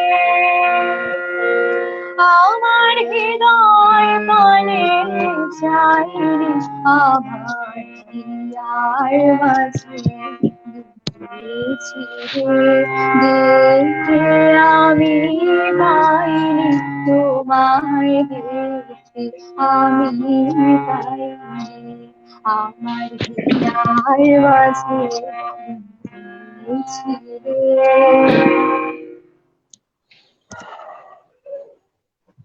অসাধারণ জিসেন। তো আমরা থ্যাংক ইউ ভাইয়া। সবাই স্ক্রিনে চলে যাচ্ছি। আচ্ছা, ধন্যবাদ। তো আমি এখন সৈকতের কাছে চলে যাচ্ছি। সৈকত, আমরা একটু কমেন্ট পড়ে নিব, কমেন্ট গুলো আমাদের যারা এতক্ষণ লাইভ শুনছিলেন তারা কি কমেন্ট করেছেন আমাদের নিয়ে। তো সাজিয়া ওসমান সূচি লিখেছেন ঈদ মোবারক স্যার, পলাশ মিয়া লিখেছেন ঈদ মোবারক স্যার, জয়নন্দী লিখেছেন নুরুল আলম স্যারের ক্লাসগুলো মিস করছি খুব। স্যার আমরা আসলে আপনার ক্লাসগুলো খুব মিস করছি স্যার। আমরাও মিস করতেছি তোমাদের, কি ভালো লাগে না, অনেক সময় হয়ে গেছে, 4 মাস। জি স্যার। জি স্যার। এরপর ইমন লিখেছেন যে অধিভুক্ত কলেজ থেকে শুনছি। ফাতেমা জামান সুকন্যা লিখেছেন বাহ, আবৃত্তি ও গান দুটোই অনেক সুন্দর হয়েছে। ফয়সাল কবির সুমন লিখেছেন মুস্তাফি তুমি অনেক সুন্দর গেয়েছো। আল মাহমুদ পিয়াস লিখেছেন লোক প্রশাসনের গর্ব। আর এছাড়া সাকিব, অনুরাগ, জোহরা, অনিক, আরমান, সুকন্যা, পলাশ, সীমা তারা ভালোবাসা জানিয়েছেন হাবিবা, সাদিয়া এবং প্রতিটা প্রমি। আমরা চলে যাচ্ছি ধন্যবাদ পরবর্তী পরিবেশনায়। পরবর্তী পরিবেশনায় যাওয়ার আগে আমি বলছি যে সময় স্বল্পতার জন্য হচ্ছে যে আজকে এই পরের গান দিয়ে আমরা আমাদের আয়োজন শেষ করব। তার আগে আমি নুরুল আলম স্যার কাছে যাব, তার আগে কিছু কথা বলে নিতে চাই। স্যার আমরা হচ্ছে যে এখনো খুব ছোট, এখনো শিখছি, তো আমাদের ভুল ত্রুটিগুলো ধরিয়ে দিবেন সেভ দ্য টুমরো, এবং আমরা যারা আছি আপনার স্টুডেন্টস সবাইকে আপনি আশা করি আপনারা সবাই আমাদেরকে আগিয়ে রাখবেন। তো এই ঈদের এই সময়টা, এই 5টা দিন আমার হচ্ছে যে স্মরণীয় হয়ে থাকবে সারা জীবন। যে এই 5 দিন আমি আমার সম্মানিত শিক্ষকদের সাথে আড্ডা দিয়েছি, তাদের নিয়ে হচ্ছে যে একটা আয়োজন করতে পেরেছি, যেমনই হোক কোনোভাবে আমি হচ্ছে যে এটা শেষ করতে পেরেছি। তো আমি স্যারের কাছে জানতে চাইবো কেমন লেগেছে এই 1 ঘন্টা 35 মিনিট, এবং হচ্ছে যে আমরা সেভ দ্য টুমরো স্যারকে সবসময় পাশে পাবো কিনা স্যার।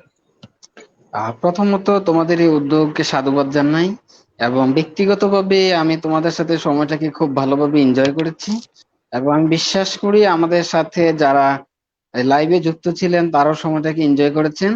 আর আমার বেসিক্যালি শিক্ষক হিসেবে আমার দরজা বরাবরই সবার জন্য খোলা। সে স্টুডেন্ট ভালো হোক, খারাপ হোক, বেয়াদব হোক, আদর্শবান হোক, যাই হোক, সব স্টুডেন্টেরই আমরা শিক্ষক, সবার জন্য আমাদের দরজা সবসময় খোলা। তোমাদেরকে স্যার ধন্যবাদ। ধন্যবাদ স্যার। স্যার সবার জন্য কিছু বলে যদি আপনার বক্তব্য শেষ করতেন, আমরা পরে একটা গান দিয়ে আয়োজন শেষ করে দিতাম। হ্যাঁ, না, একটা গান দিয়ে শেষ করে দাও, আর আমরা জি স্যার। আপাতত বিদায় নিয়ে নেই। যারা এতক্ষণ সময় নষ্ট করে আমাদের এই লাইভ অনুষ্ঠান দেখছে, সবাইকে ধন্যবাদ। আচ্ছা, ধন্যবাদ স্যার। সৈকত, তোর যদি কিছু বলার থাকে। দর্শক, এই ছিল আমাদের আজকের ঈদ কথনের আয়োজন। আশা করি ভালো লেগেছে। আগামীকাল ঈদ কথনের শেষ এপিসোড দেখার আমন্ত্রণ জানিয়ে আমরা এখানে বিদায় নিচ্ছি। এই গানের মাধ্যমে আমাদের আজকের এপিসোড শেষ হবে ইনশাল্লাহ।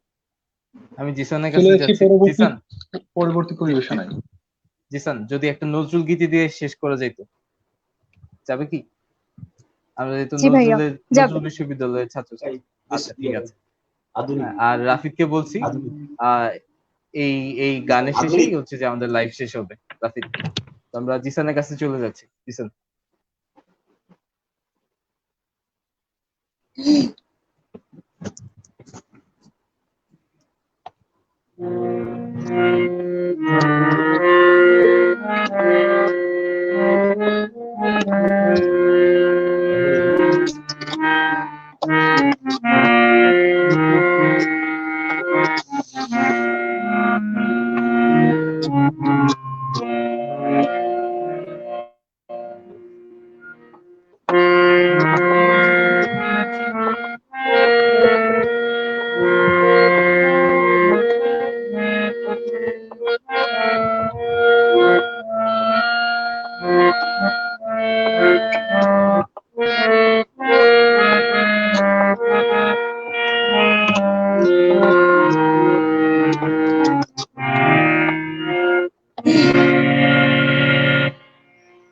আকাশে আজ ছড়িয়ে দে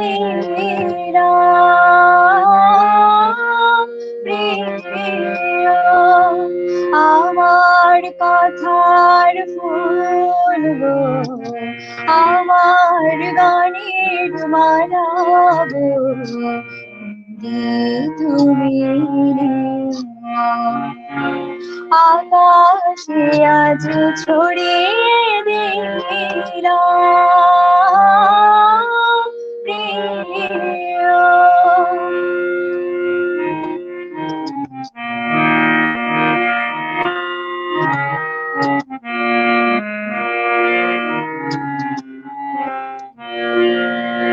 আমার সুরের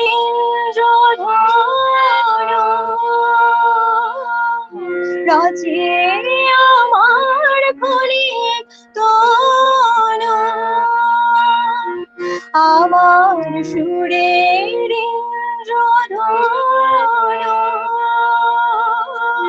রাজে আমার খনি তোলো, জড়িয়ে আছে সেই রঙে মোর অনুরাগ। আমার কথার ফুল গো, আমার গানের মালা গো,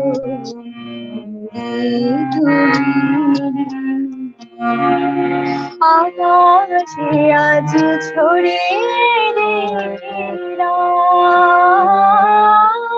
প্রিয়।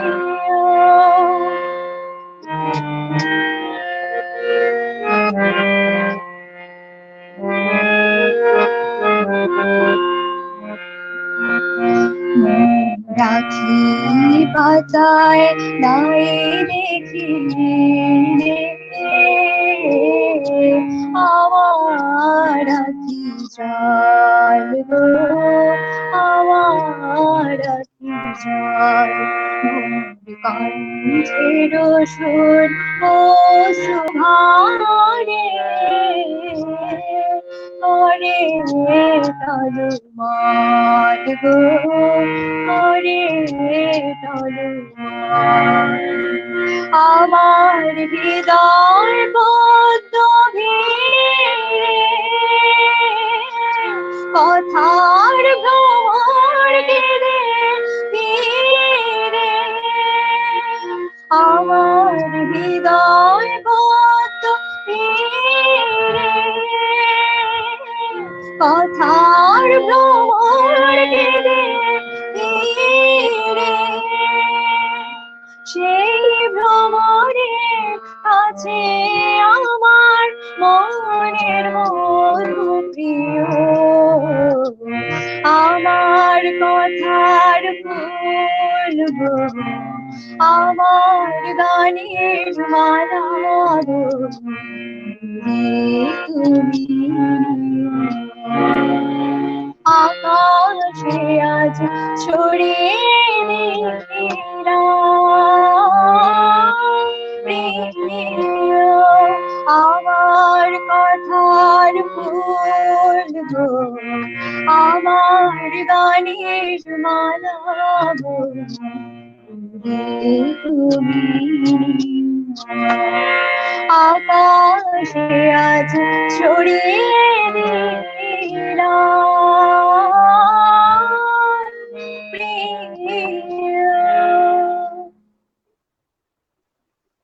ধন্যবাদ জিসান, অসাধারণ গিয়েছিস। আর থ্যাংক ইউ ভাইয়া।